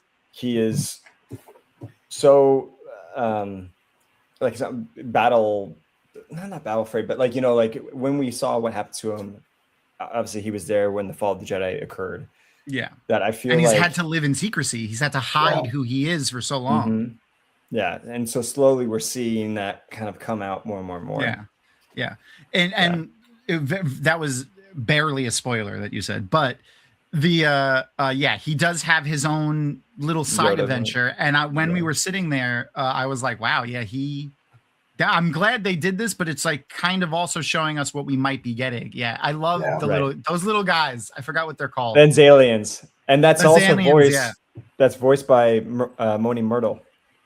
The woman that does Moaning Myrtle. Yeah, she was like 35 at the time when she filmed the Harry Potter stuff, which makes her obsession, very sexualized obsession with Harry Potter, so much weirder. Right. Yeah. Good baby. Good baby. Yeah, good baby. No baby, no huggy. Bad baby. I love them so much. It got me. It got me. And they do a lot more talking in the movie too. They're great. Like you can understand them too. But their talking is fantastic because they're all they definitely do it on purpose. Like it's definitely a haggling strategy. Them talking on top of each other and just shouting out prices of things to the people that they're haggling with. I love it. Yeah. I still haven't seen the movie yet. Sorry. Oh, it's so good. It's so good. I've seen it 2 or 3 times now. I haven't been home to see it. I haven't had time. That's fair. Right. You're hiding in the mountains. I forgot. Well, not only that, but my schedule has just been. Oh, that's fair. That's fair. Has been. Let me put it this way: my schedule for me has been crazy. Yeah. Oh wow, that is crazy. Though, as just a little, well, I mean, this is from the trailer, so it's not really a spoiler. the last time you may have seen this character, he looked like this. That's Rada the Hutt, Jabba the Hutt's son. He looks like growth this. spurt. He had a growth spurt, is what they said. Yeah, he may have had a growth spurt. A little bit, just a little bit. I Definitely got a comical laugh from most people on that one. If they've seen I the thought he was Clone Wars great. movie from way back when. Oh yeah, oh yeah. I keep really hoping we're going to see like at least a good arc around the Hutts and the real Hutt culture, not the I'm just I'm not The Pizza gangster. Hut gangster. I think when you look into kind of their lore as to how they conquered their chunk of the galaxy, Yeah. and why even Jedis and Sith are both like, we're not going to mess with the oversized slugs. Yep. Yeah. Yeah, and they do delve into it a little bit in this, and based on where they leave Rada, like where everything ends up with Rada, I think we're going to see more of that. I think, and seeing Jeremy Nal Hutta Allen was White, cool. yeah, seeing Nal Hutta finally on screen, especially if you've ever played Star Wars: The Old Republic video game, Yep. exactly like Nal Hutta from the game. Like I remember going to the starport there. Remember, like, it is in Clone Wars too. Yeah, Nal it's Hutta in is- Clone, but yeah. it's the set big up. screen. Yeah. And it's set up exactly like it was in the game. Like the pathing in front of the starport and the Hutt Palace and everything looks exactly like the Star Wars: The Old Republic game. This scene right here was so like you felt for Savage. He was trying to protect his brother, and then finally to ultimately be the final test and not realize what he's doing. Well, it's the sacrifice play to save the weaker brother, and I mean, well, we also kind of learns that the person who he was prior to this ritual is gone. Yeah. Like that's not the He's person been reborn, who's there. reforged. Yeah, reforged as a new new weapon. Weapon. Yeah, it's a great way to put it. And I think going back to that notion of the Force, right? So what does that mean if they can kind of replace the essence of that being with the new green version of it? Well, we kind of see elements of that with like the Mask of Mormon. Okay.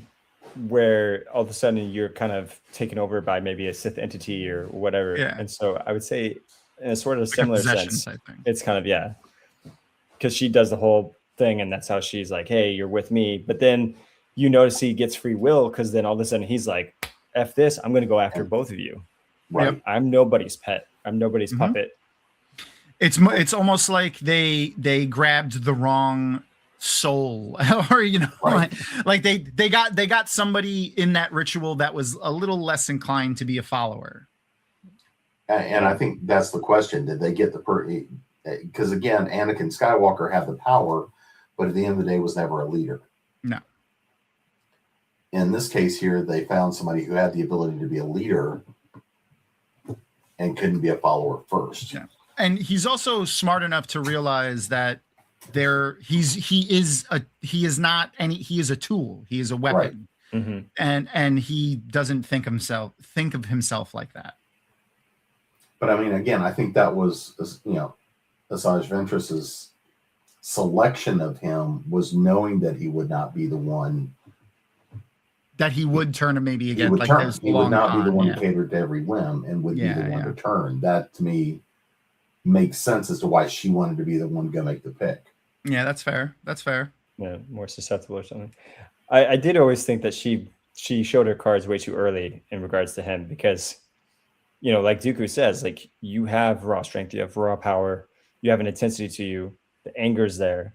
If Dooku would have been training him for a little bit longer, in which we also hear him say to potentially get beyond Sidious, where he actually says out loud, like, I actually do want to try to overcome and overtake Darth Sidious, which makes you think, and there's some small indication that when he is told to go against the Asajj, who he's been training and I think has at least more than just a mutual respect, he's like, this is my protege. Mhm. When he's told to kill her and take her out, there is a moment of him being like, fine, I will, but like he's not happy about it. Yeah. And so that when he does get Savage and he starts training him and he sees his potential, he's like, you know what? This might be the time where I can take him out. Yeah. Do you think it's partially because they're all kind of on the same path? Like Asajj is basically Dooku to Palpatine, where Asajj to Dooku is what Dooku is to Palpatine. I think So it's he kind of sees himself in it. when you think of Dooku, I mean, and he talks about this in Attack of the Clones, where he tells Obi-Wan, he's literally telling him, like, the Senate has been corrupted. People are hurting. People are dying. I think Dooku, he does look at the Separatist cause as being like something that's important, but I think maybe at some point he also sees Palpatine as maybe like, I could do it better. Like, you're kind of leading the universe in a darker way. And yes, it might be the goal that I ultimately want, but I feel like I'm a statesman. I have nobility. I can maybe figure Former this out Jedi. in a better way. Mhm. Yeah. Yeah. He's Like prideful. we're Like that's the Yeah. whole reason why Anakin, when he takes his hands in the book by Matthew Stover, it literally talks about how he's just like mortified. And, if he would have just left him there, maybe he would have done like a seppuku, because he's like, I don't want to live like this. Like, I'm Yeah. known for my sword skills. Like, I am. yeah. Well, and it was also the thing of and if I remember right, he had a great disdain for anybody who had been wounded and had, like looking at Anakin's robotic hand, right? Mhm. That was one of those things he looked at with extreme, just sort of disdain, loathing. With, well, you're no longer that. That was a sign. of an You're doing it with imperfection. AI, not by human ingenuity. Yeah. You. So looking at some of All right. those notions of how, really critical. I would have been really curious to see if they'd have in an alternate world, right? Show me the universe in which, he does go and takes out Sidious and he becomes the Emperor, right? Mhm. I would love to see, a man. I mean, because again, I don't think he would have taken out the Jedi.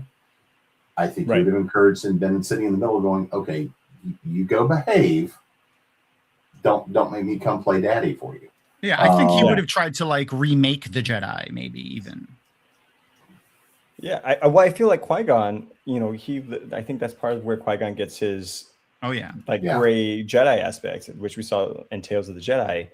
It's like Qui-Gon understood that things aren't black and white, and that there should be, this sort of like ambiance to the whole thing. And I feel like in some ways Dooku maybe would have enforced this in some sense, but I don't think he would have slaughtered all of them by any means. I think he would have shown, here's the corruption. Like, I just took out the Sith Lord, and now the galaxy can be free. Now, what would be interesting is, I think in Legends, the whole thing was Palpatine was trying to prepare for the Yuzan Vong. Yeah, that's what everyone says, but that's like Yeah. a fan theory. Yeah, so it's like, if that were the case, though, then would Dooku have known, like, and also Sidious was doing a lot of this Sith alchemy, which we see with the World Between Worlds and all that stuff. Oh, yeah. So he definitely has a whole lot of. I love skills. that they brought the Sith alchemy and the Night Sisters stuff and like all these different Force things into the main canon again. Mhm. Especially seeing the way that it was used in like the video games and the books and the comic books, specifically that they're with the Old Republic though, because again, let me show you this picture again. So the picture of the timeline there, anyone who's ever played the old Xbox, Knights of the Old Republic or the Star Wars The Old Republic video game may recognize that second symbol over there on the left. That is titled The Old Republic. So I'm still really holding out hope for them to bring that KOTOR or all that stuff. Yeah, more fully into it. Yeah. I would really be curious to see a series set, thousands of years in the past during the Jedi Sith Wars. I think that's what the Old Republic is. Yeah. Right. And I mean, looking at a series set during that period, to go to see kind of the where the fundamental laws and rules of the universe got set. Yeah. Right. But I think that the level of, even in what we've got, Star Wars can be very brutal and very graphic, but anything from that era is going to be crazy. The Game of Thrones, Star full-scale Wars. Oh yeah, man! Full-scale Mandalorian wars, fighting the Jedi and the Republic. That's gonna be crazy. I I mean, mean, I was gonna say is in Rise of Skywalker, we did see. I want to say it was Darth Bane statue. We saw. I don't know if it maybe Revan. And Revan has been Revan. hinted at a couple of times. Yeah, and then there was like another one or two statues that were Yeah. from the past, and so They said I think- Revanite as in reference to somebody. It was a Revanite. Okay. So I think there are some building blocks. We'll see what happens. Mando and Grogu, I think, did okay in terms of box office. It'll be interesting to see. It did middling, yeah. Yeah. It did average for a film. It did a little above average for a film. For a Star Wars film, it wasn't. Right. But I think it's going to Yeah. make a lot more money, obviously, on Disney Plus. Yeah, That's same. going to get a lot Absolutely. of people on there and stuff. So Oh yeah. it'll be interesting. And I'm just hoping selfishly that some things come back here to Manhattan Beach because a lot of things are over there in London right now. Yeah, Or they're were. filming a lot of stuff over in London. Yeah, Yeah, that so would be. season I would 2 love to was all see out you in the there. new stuff. If you ever end it, like, please let it. I would. I mean, I couldn't say anything until all of a sudden it came out, but Of course. But if you ever, I'm saying, if you end up in the new stuff, let us come back on and hang out and stuff. Like once it's out, once you can tell us. Don't tell us before. I don't want you getting. I never would want to jeopardize your ability to possibly appear in things in the future ever. Right. Yeah. No, I mean, I was asked one time, what was my dream role, and I said it was being Luke Skywalker's student as Jedi Academy before the Ren second of Kylo Ren, and I getting trapped in the world between worlds, so that then all of a sudden I come out when it's Rey, and then I can be almost a protege of like trying to figure out, my steps. Or you could even go with Jedi Fallen Order Survivor, where I get frozen, and then, Okay. There is a little bit of possibility with the Fallen Order side of things, because in Obi-Wan we see that prison that they go to, and they amber. have all of that Jedi frozen in amber. A lot of them are dead, but that doesn't necessarily mean that I know they're all dead. Master's what's his name? He looked like kind of like a dog. Yeah, he was the library. So yeah, we talked about that. Was an episode we did like a month ago, and we talked about that. And I had a freaking picture of him frozen in the amber on my thing, and it's not there anymore. Yeah. But no, yeah, that was a great scene, man. I loved that. And they went there in Bad Batch also. Yeah, so that same Mount Tannis, which is where a lot of the cloning stuff happens. Which Tannis is also technically, if I remember correctly, on Wayland, where George Saboth from Heir of the Empire and all that stuff. God, Heir of the Empire is such a great series too. And Outbound Flight, which has to do with when the Jedi were trying to actually go ahead and make settlements, knowing that something was happening. And so George Saboth, he ends up, being a very prideful Jedi, and that's how him and the Chiss get into it. And then Palpatine made a clone of them. And then you have Luke with the Snoop, So good. Well, so good. That's what cloning will get you in trouble every time, because it's that, is it live, is it Memorex? But every time it gets a little bit more. I always found it interesting, speaking of cloning, that these egotistical, narcissistic, evil characters are so obsessed with cloning, because that's not you, right? You know what I mean? Like Schrodinger's cat sort of thing of like, yeah, real? like exactly, like specifically, Giancarlo Esposito, Moff Gideon. Moff Gideon. His name was just gone. Moff Gideon trying to give his clones the Force. You're making a greater version of you. Like as soon as that version of you comes to life, they're gonna kill you. Like right. Like yeah. I've always questioned that. And again, looking at that notion of cloning, and I mean, there's an interesting psychology behind wanting to be cloned.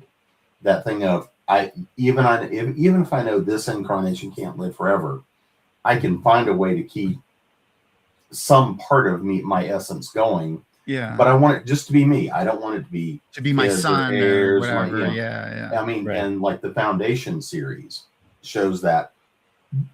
Okay. Well, the book series shows it well. The TV series, I guess if the option is just not there to continue your consciousness, if there's no scientific or metaphysical way to do it, then I guess that's the best way for these people that want to live forever to try to live forever. Yeah, I guess that makes sense. Yeah. Also, I gotta agree with Brock Peterson. A Star Wars What If animated series would be great. Yeah. I mean, they kind of did that with like Visions, right? Kind of, but they're not allowed to use Dooku or anything like that. They have to do something. I think Visions is all. completely- Yeah, I think it's its own sort of. Everything has to be completely made up. Like it's not. original. It's not even. Yeah. It's legends in the sense that it is completely uncanon, but they're Right. also not allowed to use canon characters and stuff like that in it. Yeah. So yeah, I mean, the what if idea, it would be great to see it like actual what if, like the Marvel what ifs that they did. But Mhm. the Vision stuff is pretty cool. I like seeing not just all the different animation studios and their takes on it, but the expanded stories of the characters characters in Star Wars is fantastic. You have, I mean, an infinite universe and infinite timelines set across everything to draw from. Thanks for the Highlander callback. What's the? Who wants to live forever? That's gonna be. I gotta watch Highlander.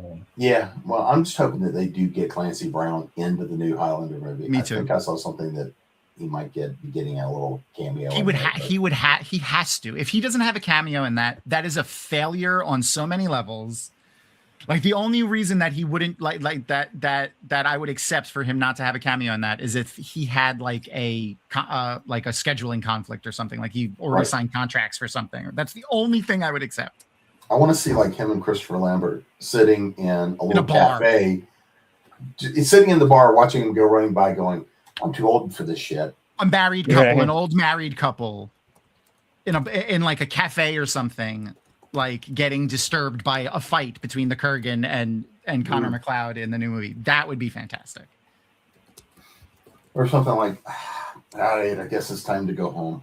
Yeah, Honestly, I would totally rewatch the Adrian Paul one was fantastic. I loved the Adrian Paul series.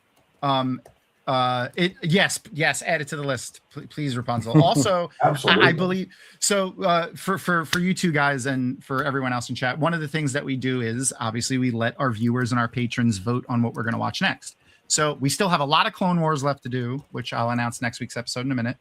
But if you would like to have some input on what we watch next, we put out a bunch of options on the Patreon for people to narrow it down to 4 options. And then the penultimate episode of our rewatch series, just before we finish the new season, the latest series we're watching, I bring those 4 options to the live show, and I let the viewers vote on what we're going to watch next. So the patrons influence the list of 4, and then the viewers who come every week and hang out with us and chat and participate in all the funness, those are the people that get to pick what we watch next. So maybe we'll watch Highlander next if you want to watch Highlander. Who knows? We also do movie nights occasionally in our Discord with our patrons, where we watch movies. And I think Big Trouble in Little China is pulled away with probably going to win the vote. But if you go over to the Dragonmount Patreon, I believe the vote is still up for what could we watch next. But I think Big Trouble in Little China has by far beat everything else. Also on that list was but Bebe's Kids was also on that list. I don't know if you've ever seen Bebe's Kids. 90s throwback animated, like almost like a blaxploitation film of the 70s, and it was fantastic. I don't know. This weekend, I felt like hell, and I woke up in the middle of the night, so I wound up watching Space Truckers. Oh my god! I'm like, I haven't watched this like since HBO in the 80s. Yep. And I was like, okay, I can go back to sleep to this, and I wound up watching the whole damn thing in the middle of the night. Yeah, I can see that old school HBO with the miniature city. When HBO uses Star, yeah, I see that in my head right now. That's fantastic.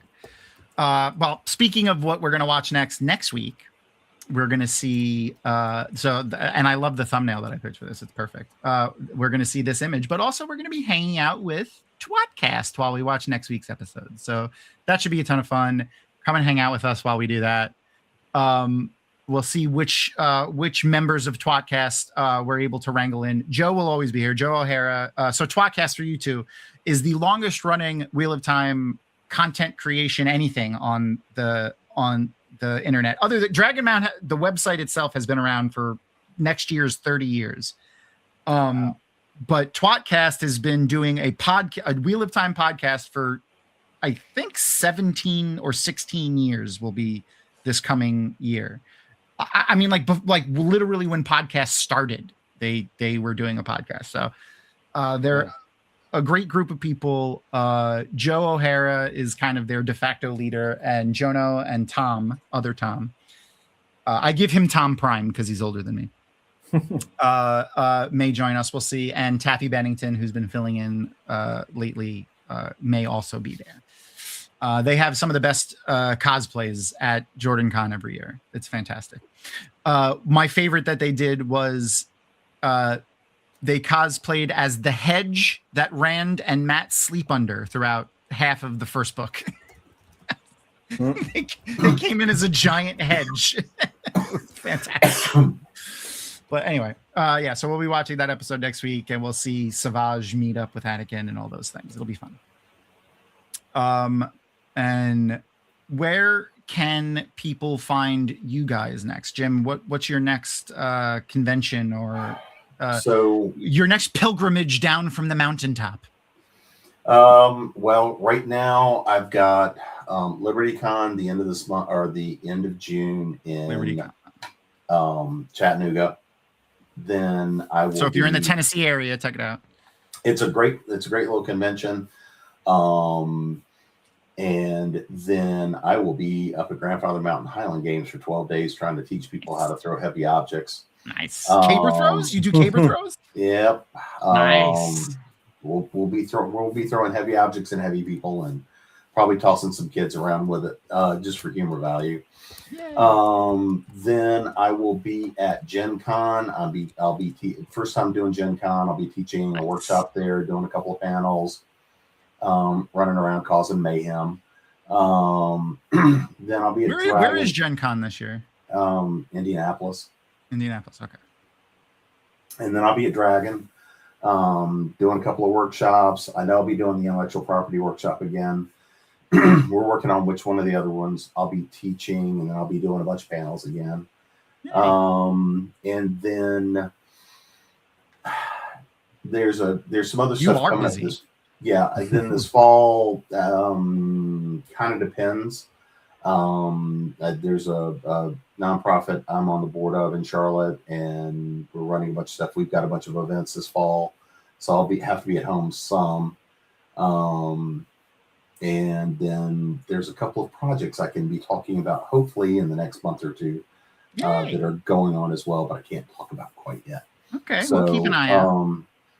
So depending on how things go, I've got invites out for a couple of events, but a couple of conventions and stuff. But right now, and of course, you can find me on Continual doing stuff all the time. Do stuff. I posted a link. I posted a link to your website in the chat. Excellent. Yeah, just come by jamesbnettles.com. It won't tell you much, but because right now it's kind of being gutted as this stuff's being rotated through to a new publisher and got new stuff coming out. But yeah, you get Continual. One of the things that is coming finally after we've been talking about it for 2 years is there's a bunch of new stuff coming with the Workshops company. We're working on a rebrand and a bunch of live workshop stuff that'll be going on, both in person and virtually. And there's some other new cool stuff coming that we just got to finish the build. And then, sorry. And the link, your website can also link to all your socials and stuff. Like that. Yep. It'll take you to all the socials and stuff like that. There's a ton of shows that are about to all drop because I've been trying to get caught up on editing, for continuing stuff we've got. So yeah, I've just been slammed and behind and trying to finish this damn book. And then what about you, Rory? Can you talk about any upcoming projects that you have that we may see you in? Yeah, the next project is called, it was called Golf, but now it's called Hawk. It's got Will Ferrell and Luke Wilson. That's awesome. On Netflix. Yeah, Netflix, July 16th. I'll be in the last 4 episodes. So I Okay, don't what know if was the name of it? It's called Hawk. They did a Hawk? trailer release. Yeah, HAWK. And it'll be out July 16th. I don't know if they're doing all the episodes, but we're hopefully doing a watch party with Will and Luke. Really Oh, fun. that's freaking awesome. Oh, I Yeah. see. Okay, I see it. I found I'll share the image here in a second. Yeah. What about any? I know you do cons every now and then. Do you have any cons in your schedule coming up? Yes, Rebel Scum will be out there, and There's Hawk. then let's see, Rebel Scum, Comic-Con San Diego. I'll be there. Nice. Um, That's the Comic-Con. That's like yeah, the the Mecca of Comic-Con. Comic-Con. Yeah. Yeah. So you'll see me running around. I'm sure I'll probably be at Mosh Isley again. God, I want to get out there so bad. I haven't been to the San Diego one, and I have a fucking invite from a friend who is actually you may I don't know if you've ever met him. You know Dave Dorman. He's one of the bigger Star Wars artists. He did all of the Star Wars Marvel comics. He did. Oh wow. Yeah, he did. In the 1980s, he did all of the G.I. Joe box art for their toys. Like, he's a big artist. I played Star Wars: The Old Republic with him, and I didn't know who he was at all. That's super cool. That's super cool. I don't think we know each other. I know definitely quite a few of the different artists, but I don't know that one. All right. Well, maybe I'll really message him. Maybe, if he's going to be there this year, I'll message him and I'll see if I can hook you two up. Oh, that'd be awesome. That'd be super sick. Yeah. He's he's also a really nice guy. Okay. No, that's cool. I was going to say, I'm also trying to get finally the rest of my Mandalorian Covert Commander kit built, so that the idea is I would be doing charity visits with that only. So that's cool. The only time you'd ever see me in the full kit and full outfit would be as if I'm doing a charity event for Children's Hospital at a con that I'm doing, or for cancer research or something like that. But that's otherwise, really nice. That's the only time. And it's going to be this Mandalorian? Yeah, there's a better picture. I mean, I don't know if you're able to find it. Yeah, I'll see if I can find it. Yeah. But that was the one that was being used on like a lot of the comic book sites, which is funny. But the first signing I ever did, I did it with Brendan Wayne, which is really cool. I found another. Another. Oh, yeah, he's the suit actor in The Mandalorian. Pedro opposite Pedro Pascal, who is John Wayne's grandson, right? Exactly, and John Wayne is also from Iowa. So we did the first convention I ever did right beforehand. I did a. There we go. Oh. That's the better one. We did a fundraiser for the Iowa City Children's Hospital. He signed items, I signed items, and we raised over $3,000. So it was really cool. 2 Iowa boys being able to. If we can ever support any of the charities, if there's anything we can ever do to help support the charities in any way, let us know. Like sending it out to people, however. Oh, that'd be amazing. I mean, if you want to, if you go. I know to you Instagram, did one. We helped you out with one that you did way back. It was you did a run, and it was for getting water to charity water. Yeah, that's what it was. I did the LA Marathon. That's for charity water, and I have flat feet, and I got to mile 3, and I started getting blisters, and I was like, "Well, this is for charity," and so I walked. It's worth it. 23 miles left. My feet were completely torn. I was in helicopter. I was in a wheelchair for 2 weeks. My foot was liquid for like months, and the fingernail or whatever toenail took almost a year to grow back. But anyway, oh my god, we raised close to $1,000 for charity water. So thank you for that. Yeah, and you learned a vital lesson. Preparation is key for a marathon. I tried it, but I think with the flat feet, I'm kind of that's fair. I'm also flat-footed. Yeah, I'm also flat-footed. Yeah.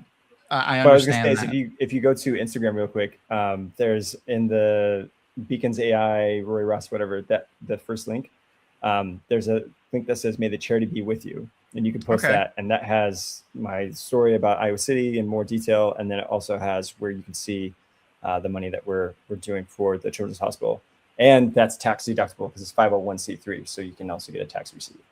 Nice. Okay, that's that. I mean, that is nice. Especially when you're especially right now when things are pretty hard up for people. Yeah. All right. Well, just to remind everybody again, next week we're gonna be hanging out with Podcast. We'll be watching the continued story of Savage Oppress, Savage. I'm sorry, Oppress, and our thing. Don't let her hear you say that. She might come by and.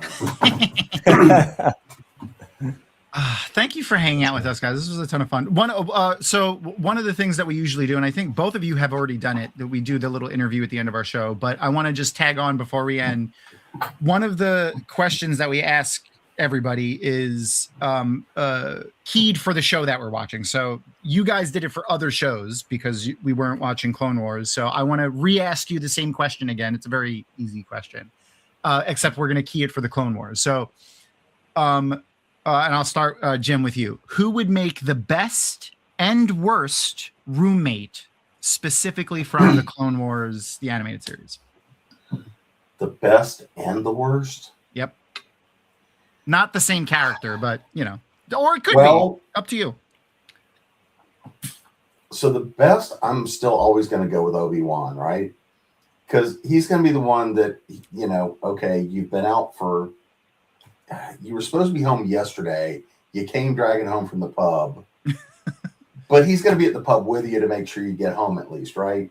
That's fair. But, I mean, for the most part, Obi-Wan's going to did I tell you last time that I'm not going to do a force heal on you to get rid of the hangover again, right? You're going to have to just suffer through this one. Listen. The gonorrhea, you're going to have to go get a shot. I mean, again, Obi-Wan is going to at least be there. He's going to support you through it, but he's going to sit there and go, dumbass. Yeah. The worst, Darth Maul. Pre-droid leg Darth Maul or post-droid legs Darth Maul? I'm going with post. Okay. Because pre's not even an option. No, it's not. Right? But post, mopey, whiny, he needs tech support, still thinks he's a badass, is going to force choke you, as my voice is going, is going to probably force choke you from across the room, hit you with the damn lightsabers, and just threaten you all damn day long, where all you really need to do is take away the WD-40 for a couple of minutes, and he'll be stuck where the hell he's at. Where's that Allen key? I need my Allen key set. Right? So, I mean, if I've got to go within the Clone Wars, it really is that, and that's why I'm like, okay, I'm going with Clone Wars era, Darth Maul. Yeah. That's really going to be the worst one. Okay. What about you, Rory? I'm going to go with the father. For the best roommate? Yeah, the best roommate, because he can just kind of create everything out of thin air, and, he seems pretty wise. So I'm going to go with him. And then I'm going to go with any of the Hutts because they come from a gas planet, and I feel like that probably happens a lot. Yeah, the flatulence is real with them, and also they're just a bunch of gangsters, and you can't trust them. So yeah, they would also have a guy. Food. If you got a problem, they're going to have a guy. That's fair. They always got a guy. All right. And you know what? I'll change my bad roommate to the Bendu. I agree with that. The Bendu would be a bad roommate. All right. Well, thank you so much for hanging out with us, guys. I'm going to hop into Discord when we're done. So if anyone wants to come into the Dragonmount Discord and hang out for a little while, I'll be in there hanging out. But our esteemed guests have better things to do with their time, apparently. No, I'm joking. You guys are very busy, and I also didn't ask you prior to now, so because I don't want to keep you guys late. Well, it's 11 o'clock. I don't want to keep you guys too late. But if you do want to join, you're more than welcome to join us. And I will see you. I will see you guys over there, and I'll see you guys in a second. I want to see. Let's see how this works. Say goodnight, Rory. Good night, my friends. You can find me on Instagram at the Rory Ross, TikTok, X, all those good things. And feel free to come in, nerd out, and hope to see you at a convention as well. This is the way. This is the way. Perfect.